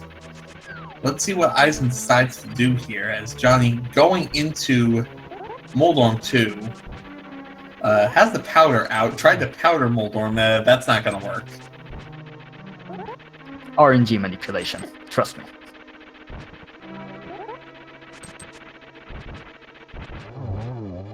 Well, he got it down, so good enough. Eisen is still taking his time to think. John is gonna take out this hook shot. He's gonna open, or maybe not open. Well, he's gonna get these 20 rupees. Is that vanilla? I think that is vanilla, actually. For some reason I thought it was the single rupee, but maybe not. It's nothing of value regardless, so... Johnny has everything he's gonna need for this Aga and Ganon fight coming up. And has Eisen remembered? No, he's going... And Bonk Rocks, thing is, Bonk Rocks isn't the place he needs to be. But it could leave him into King's Tome. It could. Ooh, a setup for a double on that phase, but the real Aghanim not providing any help. 2 blue Gets balls. a double there. Ooh, swing and a miss. Well, Eisen is going to check King's Tomb. He is going to find his hammer. It's just going to be a little too late. Sadly, that is the case. Johnny is struggling a little bit with this Aga. Eisen finds the hammer, and he is not happy to see that. Aga 2 goes down for Johnny. 1 fight remaining.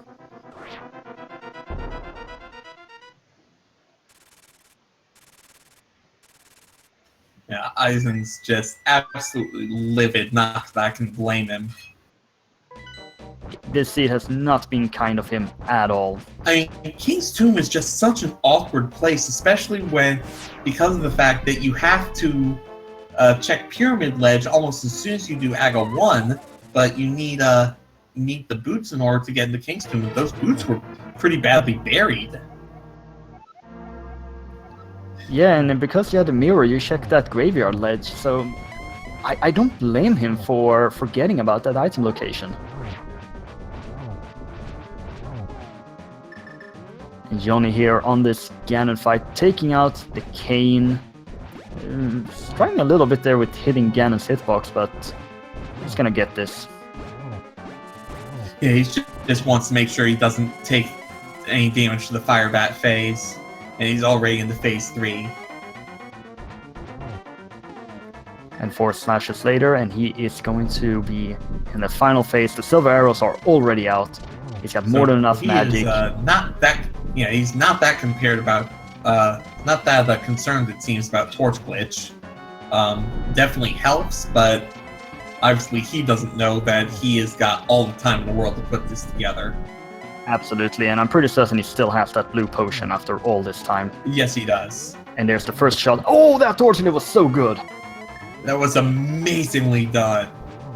Fantastic timing there. And was that a double? Ooh, almost got the double. Can he get the double to close it? No. One final hit needs to be done.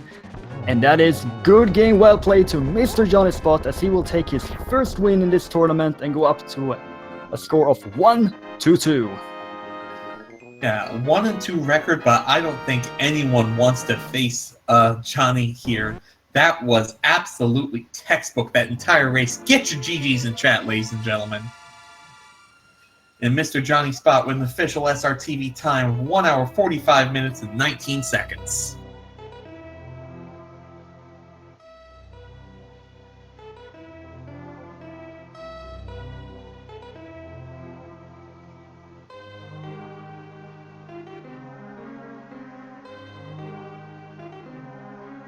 That's a very impressive time for a seed that kind of forced you into some weird item locations to check, and then that final Turtle Rock Ice Rod gamble paying off. Yeah, that was a bit of a gamble, certainly a very reasonable gamble, and it worked for him. But you can't underestimate just how important Johnny's skill level is. He was playing just flawlessly for so much of this run. I fully agree with that. And we do have Johnny here. Let me drag him into the commentary for a quick interview.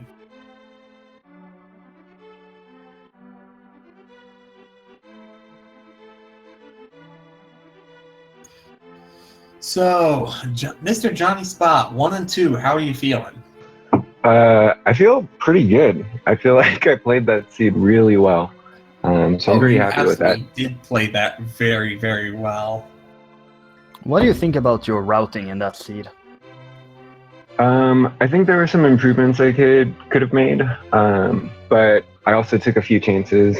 I mean, going up the T-Rock with still a fair amount of overworld to check was a pretty big risk, banking on it being there, but there were so many items there, it made more sense to go clear T-Rock to me and hope that the Ice Rod was there than to run around and do a bunch of overworld checks.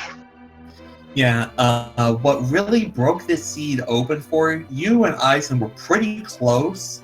You were very close in your Aga 1 checks. What really broke it open for you was your check of King's Tomb, finding that hammer. Eisen just now got his Fire Rod. He's working through Ice Palace, and he's still got Pod and Skullwoods and Turtle Rock to do. Oh, wow. Yeah. I got boots early, so I was trying to pay attention to make sure I could get back up there to do King's Tomb once I got mitts to do King's Tomb and Bonk Rocks. Because for whatever reason, I find that there ends up being either between Graveyard Ledge, King's Tomb, or Bonk Rocks, there ends up being progression more often than I'd like to admit when I lose. Yeah, but you were playing absolutely lights out this seed. Your Ice Palace bomb jumps, your flawless Cold Stare fight. Talk us through, that was a god fight, let's be honest. I practice Cold Stare a lot because I've died to him a lot. So what I usually do is I practice Hammer and with Fighter Sword. So by the time I found Butter Sword, that was nothing. It was just too easy. Yeah, speaking of too easy, Eisen also absolutely murdering Cold Stare, much like you did. That was very well done. But 1-2 still alive. Just need to rattle off 4 more wins and you'll make the bracket. How you feeling? I don't know about that, but I mean, I certainly wouldn't want to draw your name. Yeah, it felt really good. I ran really well. The past couple days when I've been practicing, I haven't been having fun with Rando. I've been dying a lot in stupid places and taking risks that didn't pay off. So today and the seed for this race, everything just came together. And I'll say, Marjevich, anything you want to ask Johnny? Oh, I do have a couple of questions. So, when you entered the Dark World, you decided to check Catfish first. What made you decide to go there?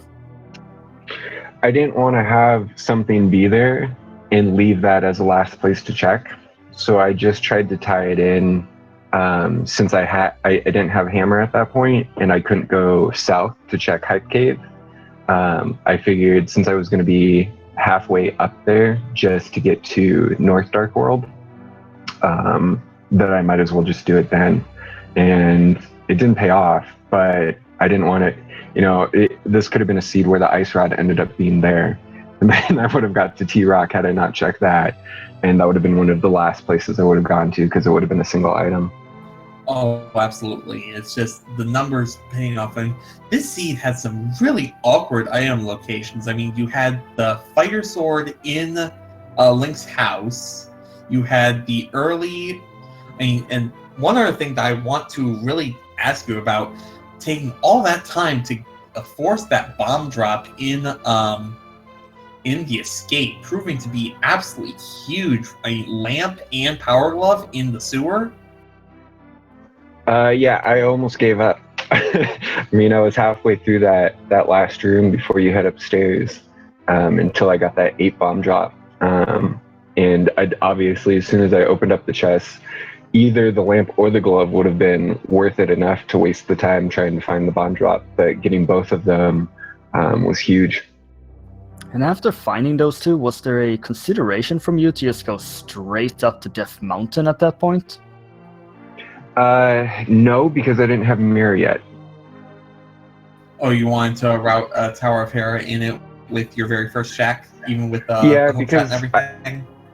Yeah, because I knew that Hera was crystal, so I wanted to make sure that if I was going to head up to Death Mountain, I could do all of the Light World, with the exception of the tablet, because I didn't get book until, what was that, T-Rock or something. But I wanted to try and make sure that when I went up there, I wasn't going to waste extra time having to go up there again. So once I got mirror, though, then it was just a matter of clearing the rest of my checks on my line before I saved and quit and headed back up there. Meanwhile, Eizan is very quickly knocked out both Holster and Mothula, so that's the end of his Moth Radio Hour. He just needs the Ice Rod for Go mode. Of course, he doesn't know that it is in Turtle Rock. So he's probably going to go through Pod and then T-Rock, and then he's going to be making his way up.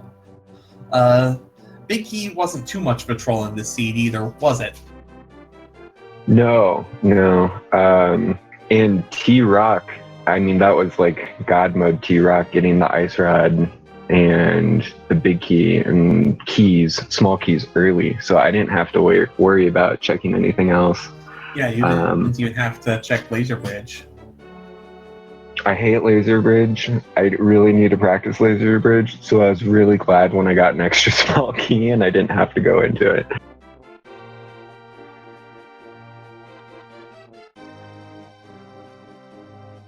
And in the end, you did get the 7 crystals, and as you were waiting to enter Ganon's tower, how did you feel at that moment? I felt pretty good. I felt like, barring a few mistakes or gambles that I made, it was going to be really hard for Eizan to be keeping pace with me, just because I felt like I read the logic and routed as best as I could. And when you did that digging game and found the flute, did that alter your routing? It opened up desert, so a little bit, because I think at that point I was starting to run out of places to check, so I just didn't know what I was going to do because I didn't have hammer at that point either. So once I found flute, then I was like, okay, let's follow the logic. Let's go down to desert and check, because I admit at that point I could check checkerboard and Mire Cave. Because as you got the flute, you never checked the old Stumpy, you'd never checked the K45, which you otherwise tend to do after you do the digging game and then do the Sway the World tour sometimes with the frog, but you just decided to use the flute and go straight over there.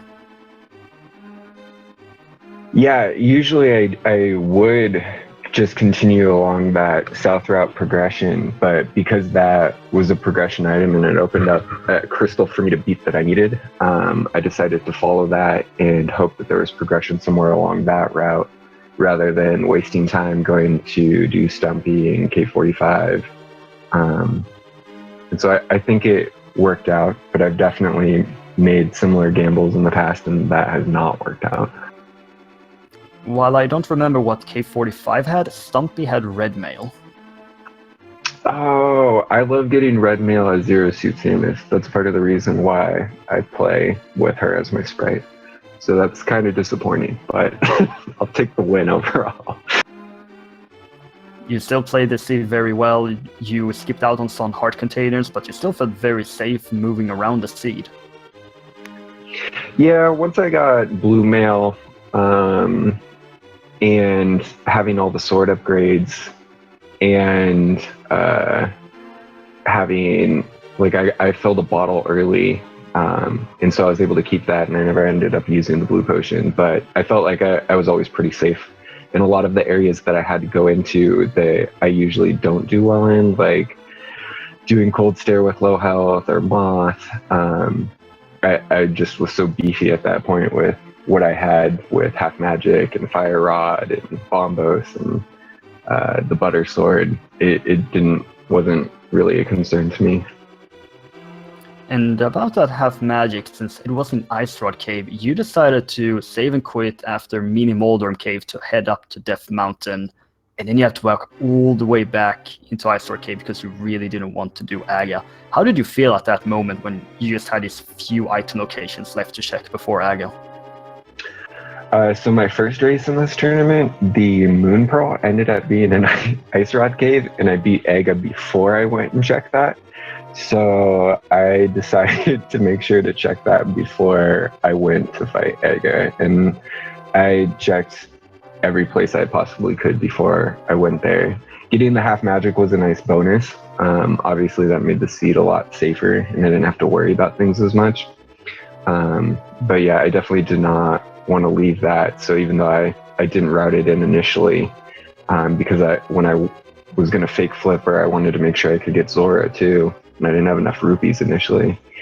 Then I wanted to make sure that when I went back, I could do all of that at once, but definitely didn't want to skip it because it has burned me in the past. And it's always good to be able to learn from your mistakes. Is there something that you've learned from this seed here? Try and follow the logic as best as you can. Continue to beat crystals as long as they're open, because it seems like with this logic, if you follow the logic early, as your progression opens up, check that places that open up early. Those usually end up leading to some other form of progression. And then just keep beating dungeons as quick as possible and trust that the dungeons will have your next progression item, because in many cases they did. And was there any moment in the seed where you felt like you could be a bit behind? Going into Aga as late as I did, checking every possible place that I could, including the few sequence breaks I did for the water items, I felt like I was behind at that point, and I got kind of concerned. But once I hit Dark World, and especially once I got that flute, I felt like I was in a good position again. The boots and the flute, both located there in the village of Outcasts, open up a lot in terms of movement, allowing the seed to proceed much faster than it usually would. This Thieves Town, though, there is still an item in that big chest that we still don't know what that is. Was that a worrying moment for you? Oh yeah, it was definitely a huge point of concern, especially as I was heading up to T-Rock, because I had that item, knowing that I left it behind, sitting in the back of my head, thinking, Ice Rod can be in pretty much any chest right off the bat. It could be sitting there. And logic had it so that I would have been able to access the hammer before absolutely needing to go clear Thieves Town. So in theory, it could have been a progression item and something I needed. So until I found the ice rod in T-Rock, I was concerned that, it could be sitting there in that chest. You did leave out a lot of the overworld locations with your priority to go into dungeons. Then was also a place like Swamp Palace, which had 7 items available for you. Was that ever on the radar? Not really. I mean, we did get Mirror and Hookshot relatively early, but because Hammer was so delayed, I wasn't too concerned about Swamp. And as sometimes I find that the seeds either have progression in pendant dungeons or they don't. And when one pendant dungeon has a progression item, then usually another one or all 3 of them do. So since I didn't find anything big when I went into EP when we started, I wasn't too concerned about Swamp or Misery, especially because I knew once I got the flute, but I didn't even have the medallion at that point to get into Misery. It's a really interesting point to bring up. It's not one that I really thought about, but yeah, it makes sense. Usually, it's rare that there's only like one pendant required. Eizan making his way up to Turtle Rock, having killed Helma King. But yeah, the first real point of divergence, you getting the early glove and lamp, it took him a while to get, but he made pretty good time recovering from that. It's just that second one just killed him. Did he not get a bomb drop out of Escape? No, he did not. Oh, yeah. I felt really good early because it took so much to get that bomb drop that I felt it was probably reasonable that he may not have gotten it, and that was going to put me ahead early. We also see now that Eizan is making the Turtle Rock play, which is the right decision. Yeah, he looks like he's pretty set. He should be good with this. Did he already clear Death Mountain otherwise? He went up there earlier. Yeah, he did a pretty early Dark Death Mountain check. I thought about going back up there until I got the hammer. Once I got the hammer, then I could go do pod. So yeah. I didn't worry about that portion, but that was a consideration I had for probably a good 10-15 minutes, trying to figure out how I was going to route back in East Death Mountain to check up there. Yeah, the seed was in a lot of places really linear. The issue was the linearity meant it was some really weird spots, like Mokula having the bow. That's definitely out there in terms of places for key items to be. Yeah, I've found the bow and skull woods before. I don't think I've ever played a seed where it was on Moth though. I was not expecting that drop. I don't think any of us were expecting that drop, let's be honest. And this was actually a seed where you didn't have to go into a single pendant dungeon. Yeah, no, my play into Eastern Palace early was not necessary. I mean, ultimately just a waste of time. It got you blue mail and you found all 3 items, so you knew that you never had to dip back in. Yeah, that's true. I was also glad that I didn't have book early because I did not want a pendant or a pedestal seed, as much as I know some people in our community can be pretty sadistic and want the runners to do pedestal seeds. That's not my favorite way to play this game. Well, the runners never want the pedestal seeds. It's always the commentators and the viewers. Right.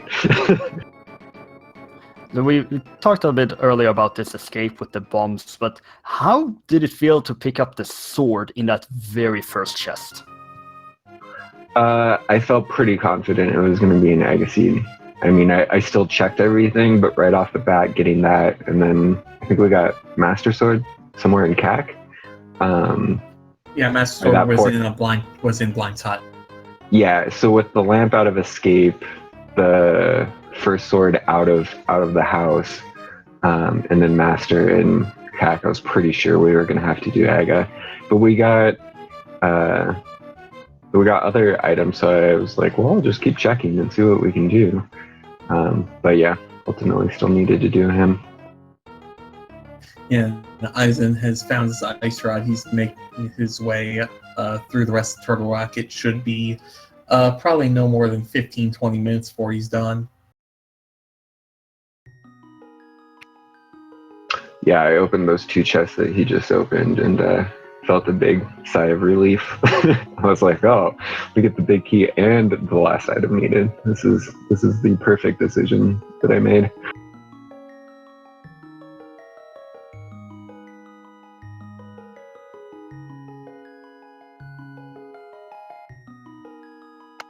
I think I was pretty low health by the time I hit the Chomp's room, so I was kind of worried. I didn't want to use my potion at that point. Right, I remember pulling out the cane for that room, actually. And then start powdering these fairies.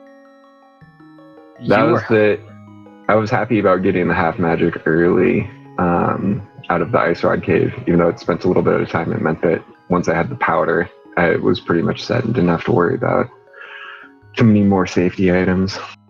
You did hover quite a lot around half a heart in Turtle Rock up to the Chomp room, and then you got in and could powder the anti-fairies and go back to safe health again. I contemplated taking a death just so that like in the early roller rooms, but I figured if I could just make it through the first 2 rooms, I would hit an anti-fairy that I could powder, and it worked out. But I definitely was pretty close to dying and worried about it.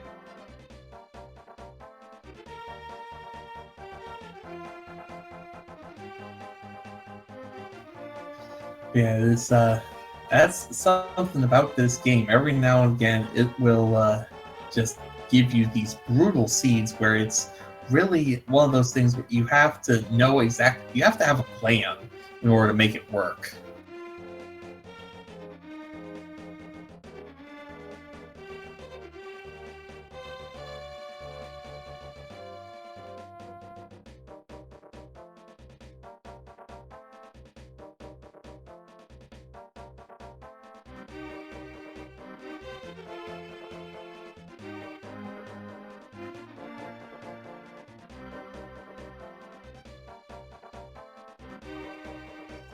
Eizan here is going to take this long way around Turtle Rock, which us sitting here knows that this is not required. I'm just wondering, like, is he setting, like,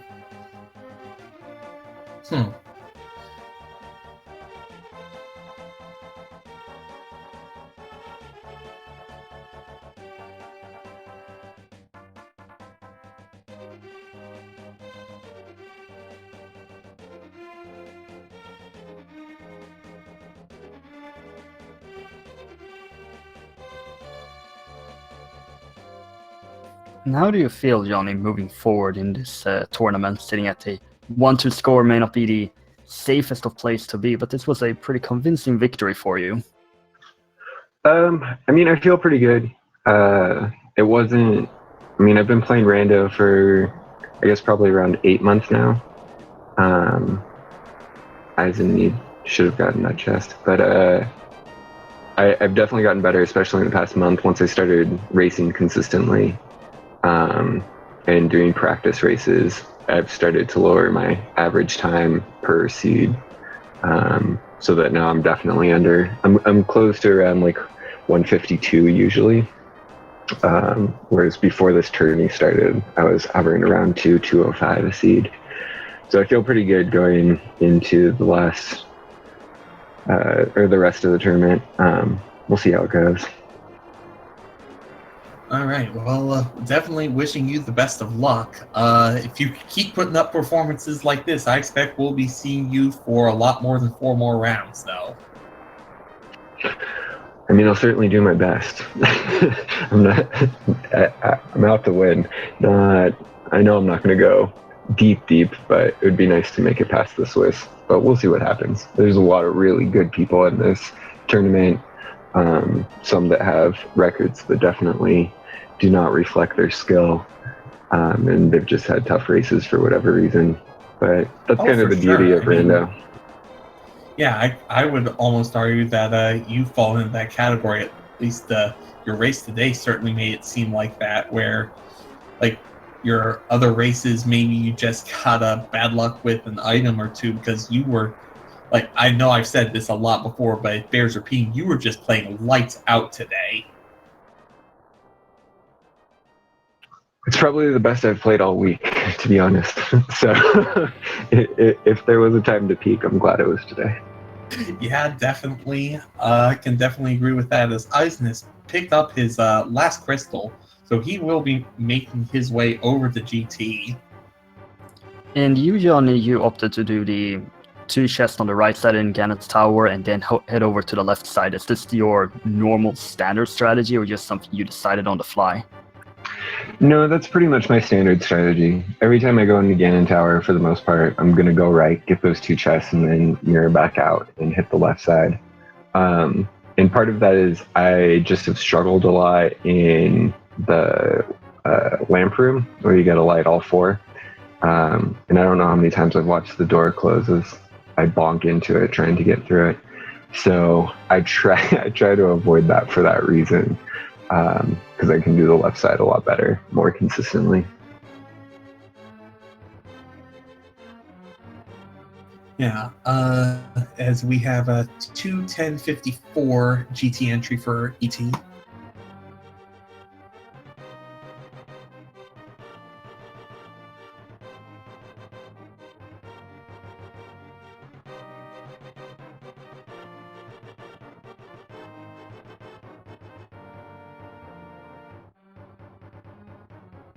And also, I should say, ET deserves a lot of credit, just being so far behind, getting the hammer by the time you're just about done, and just having the fortitude to just gut this out and finish this race. He deserves a lot of praise for this. For sure. I absolutely agree with that.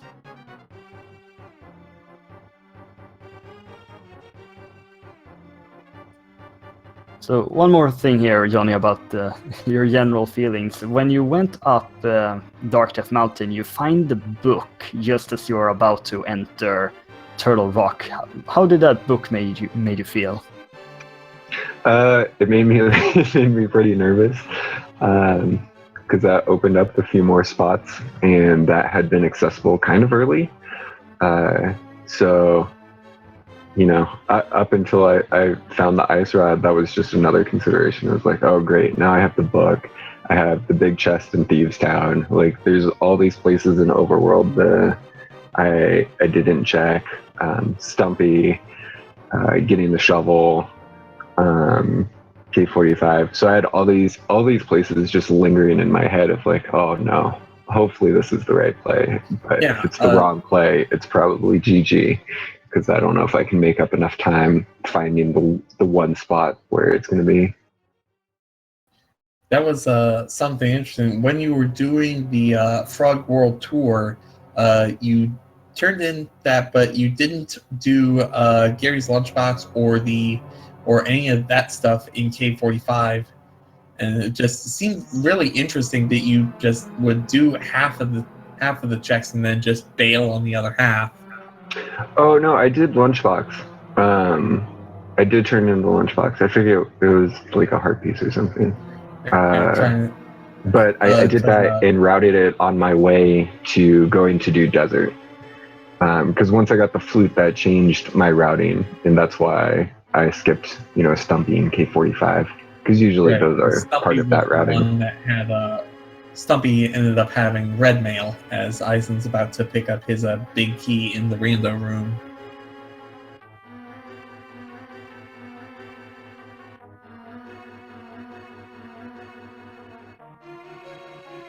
I don't even know what chest was that for me. We counted it as 10, I'm pretty sure. Okay. I wasn't sure how deep I was. I was just trying to get through the tower and not screw up. Yeah, that was chest 10. It was our wonderful tracker who guessed it right.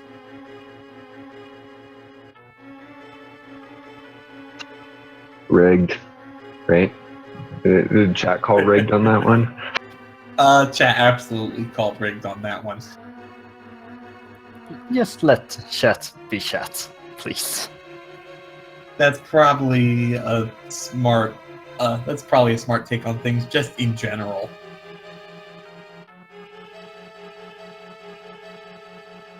I mean, we here in the commentator booth, we were confused about a lot of things over the course of this, constantly forgetting that, oh, neither of you have the hammer, no wonder you can't get into Turtle Rock, or you can't finish Ice Palace and things like that. I mean, it's one of those things where there's so much going on in the game, sometimes you forget the small stuff. I've also found that Hype Cave has been holding a lot of stuff lately. So once I found Flippers, then that opened up Ice Palace. And I knew I had to go do that right away. Yeah, Hype Cave actually having something interesting this time.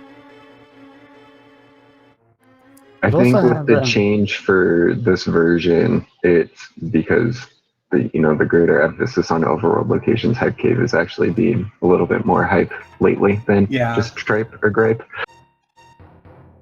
Yeah, that is true. That the lack of dungeon bias, or the fixing of dungeon bias, I guess, is definitely made for some more interesting routing calls.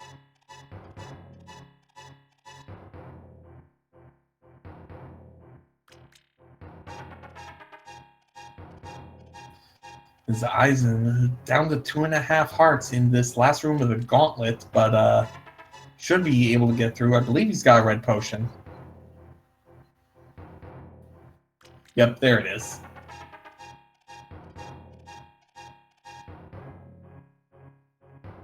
And he's got enough magic to go through here as well. And even, oh, where did he get that net? I completely missed that. He got it in Misery Mire. Yeah, he full cleared Misery Mire because when he got Quake in, was it Pod, I think? Yeah, it was Pod. Yeah, when he got that and he was locked out of the rest of Pod, he was like, Quake opens up Misery Mire, and that's where progression has to be, and he full cleared and got absolutely nothing. Oh wow, that's a big time sink too. Yeah, sadly, Vitreous had an item. And I think it was just $50 if memory serves. Yeah, I just don't remember seeing the net at all, but yeah, there was a lot of things heading on there, and I missed a lot as well, so. I mean, there was a lot of things going on just in general in this race.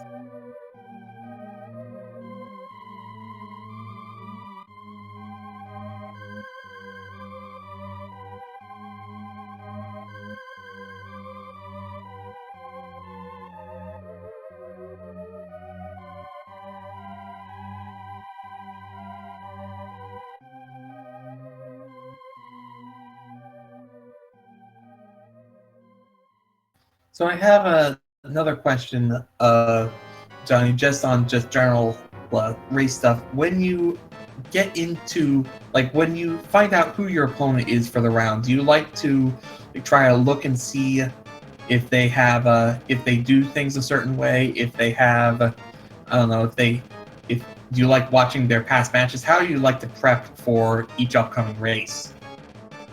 What I like to, I don't necessarily look at their logic or routing ideas. What I do look at is the finish times of races that they've done, because I find that, as players, we often will make sometimes irrational decisions to go do checks that don't need to be done. But ultimately, the average finish time gives a better idea of what people are capable of, I think. ET taking a fall to Moldorm 2, unfortunate. I almost fell, I think, 2 or 3 times. I couldn't get my dash working correctly. My button was not being friendly to me during that fight. Well, I remember in the Tower of Hera when you were going on Moldorm 1, you jumped into the pit and he knocked you back out of the pit twice. That was funny. Yeah, it's not so funny though when you get knocked off the edge trying to jump in and you fall down a level too. That's the insult to injury. I did check the validation chest just because, even though I didn't need anything, had to validate the run. Yes, clearly, as Eizen's on Aga 2, so he should be finishing fairly shortly, around 220, 223. Yeah, I struggled a little bit with the Saga 2 fight. I mean, he was not in good position, wasn't giving you really that many good patterns either. No, it doesn't look like Eisen's getting much better either.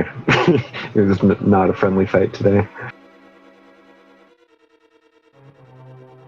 And see, this is why I like the old man from Zelda 1 so much better.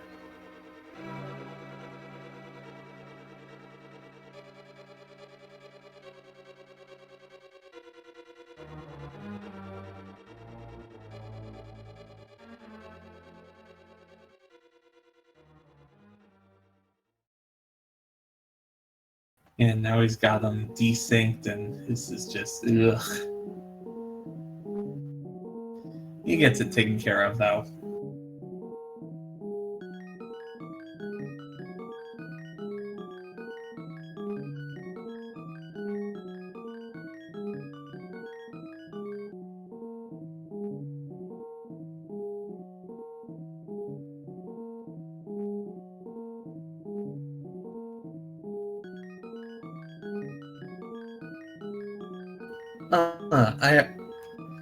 Like when you went into this Ganon fight, did you think you were about ahead, a little ahead, a little behind? Did you think you were kind of neck and neck? I felt pretty good. I felt like, with my gamble on the Ice Rod being in T-Rock, I was probably ahead. At worst, we were going to be about even. And as long as I didn't fall, I was going to be fine because I had enough safeties. With magic, the butter sword and silver is it's about as easy as it can get. Plus the blue potion that I had picked up earlier in the game and just never used. So I felt pretty good going into it, and I knew that if I was going to lose because of us being close on the final Ganon fight, it was going to be because I screwed up and got knocked off the edge or something. You did get a perfect torch glitch on the Ganon fight. Yeah, I was a little worried about that. I meant to be closer because I like to use lamp to get that glitch instead of fire rod, but it worked. So I was pretty happy once it worked because I knew that at that point it was, unless he somehow snuck in and sniped me on the finish, it was going to be good. Eisen getting that lamp out, he's going to be setting up his torch glitch. Yes, playing it safe. Perfectly. Just playing it safe by getting that torch out before getting that first silver arrow hitting, just to guarantee getting the glitch.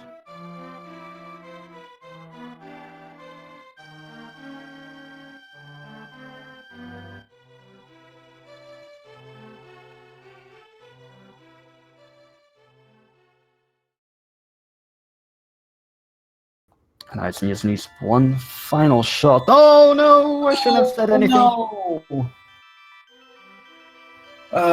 That's got to be such a heartbreaker. I take full responsibility for that. Blame me. Blame me. I will certainly blame you. But he's gonna get this tree fairy again, and he'll give it another go.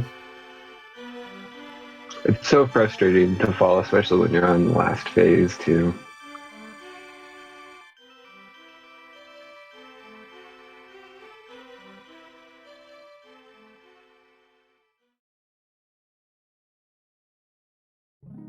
Alright, take two.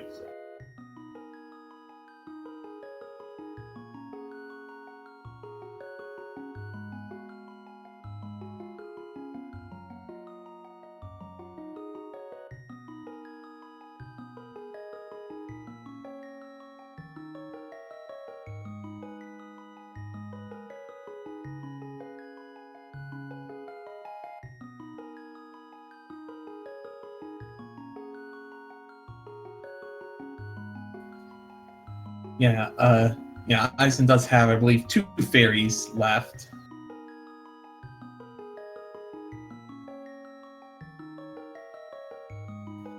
He's got 2 fairies and a bee, and the bee's not going to help him here, but the fairies should keep him in pretty good shape.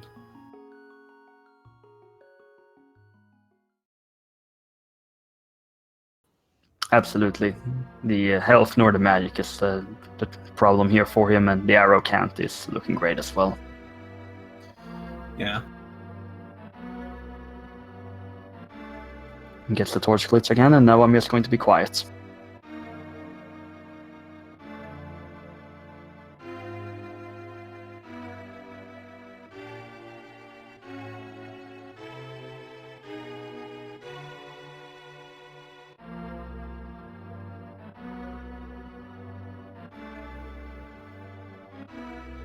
Here's the 4th stun. There's the 4th hit, and EizanTayama finally, after all this heartache, can finally put this seed to bed. Everyone get your GGs in chat for ET, as he is just about to done. Very, very impressive for him finishing this out, as we do have an official time of 2 hours, 2 hours, 25 minutes, and 43 seconds.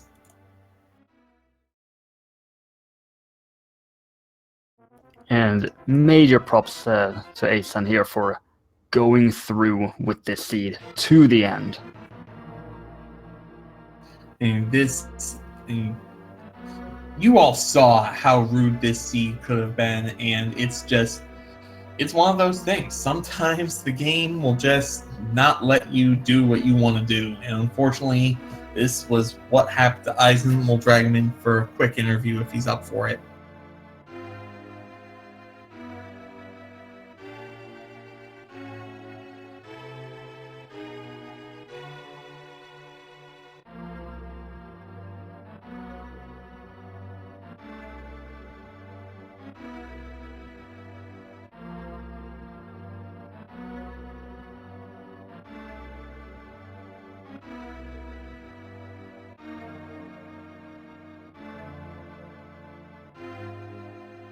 So, taking a look at the tournament schedule, we have 4 matches currently going on, including one on Speed Gaming 2, Looney Cloud 87, and TGH. At 3 o'clock, we have Wayne and Raspberry Floof, and Kova and Zaphod Beeblebrox the 4th. We have 4 matches going on at 4 o'clock, 4 at 6, a whole slew at 7, and 8 o'clock. It's going to be Rando Central today. And that's what it's like every single day of the week, these 7 weeks. Rando all day, every day, at all points of the hour, times of the hour, whatever. Ignore me. I'm not talking anymore. Bye. Right. He muted himself. We also have a couple 8:30 matches of 9 o'clocks. We have 3 matches going at 11 o'clock Eastern tonight. And if you are an early riser, we've got you hooked up as well with races Saturday morning starting as early as 5 in the morning Eastern time. And with that thing, we do have Eizan here in the commentary booth. That was a seed.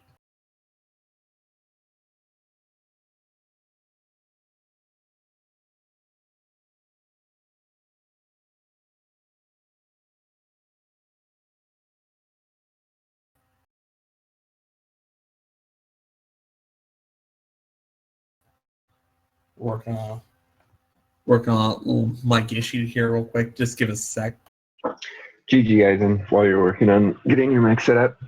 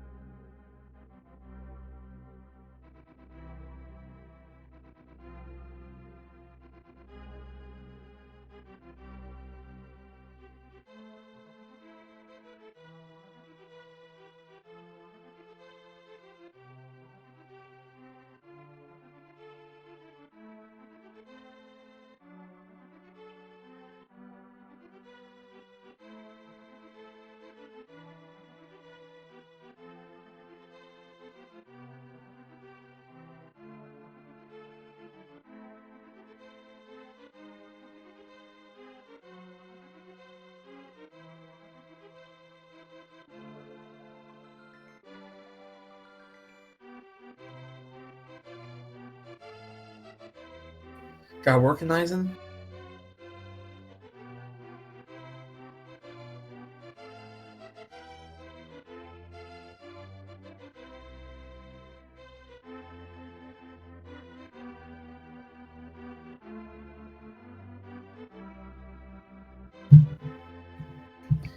Hello?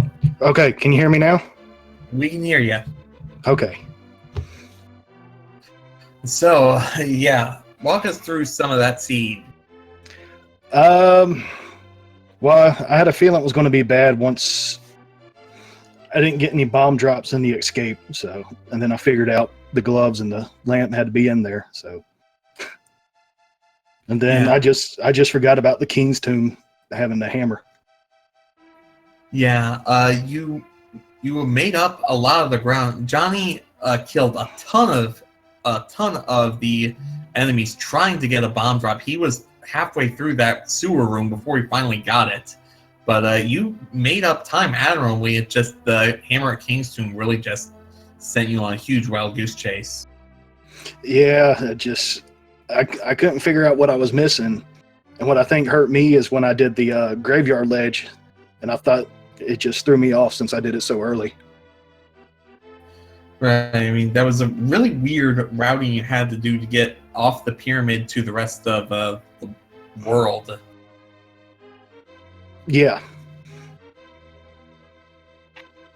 I was worried when we had to route that in that there might be something in Pod, but I went north too and did Catfish and Graveyard Ledge on my way over to Thieves Town.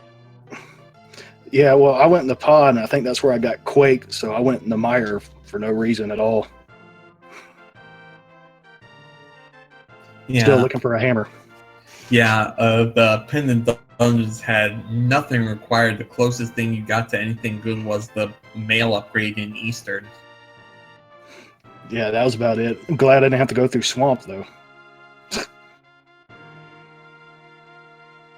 Yeah, I didn't dip Swamp at all either. I was paid Well, off to not go in there. I went in there because I forgot about King's Tomb. I was like, the hammer's going to be in that first chest. And I was like, well, no, it wasn't, but...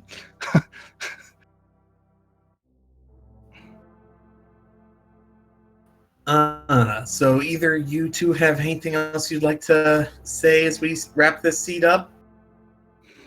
I like all the bombs that had after Escape, though. Yeah, that was something. You kept getting the 3-pack drop. Like weren't there 2 3-pack drops in Lost Woods and then another like in the well or something? Something like that. Something like that. You know, just to tease you to make sure that you knew you had to go back.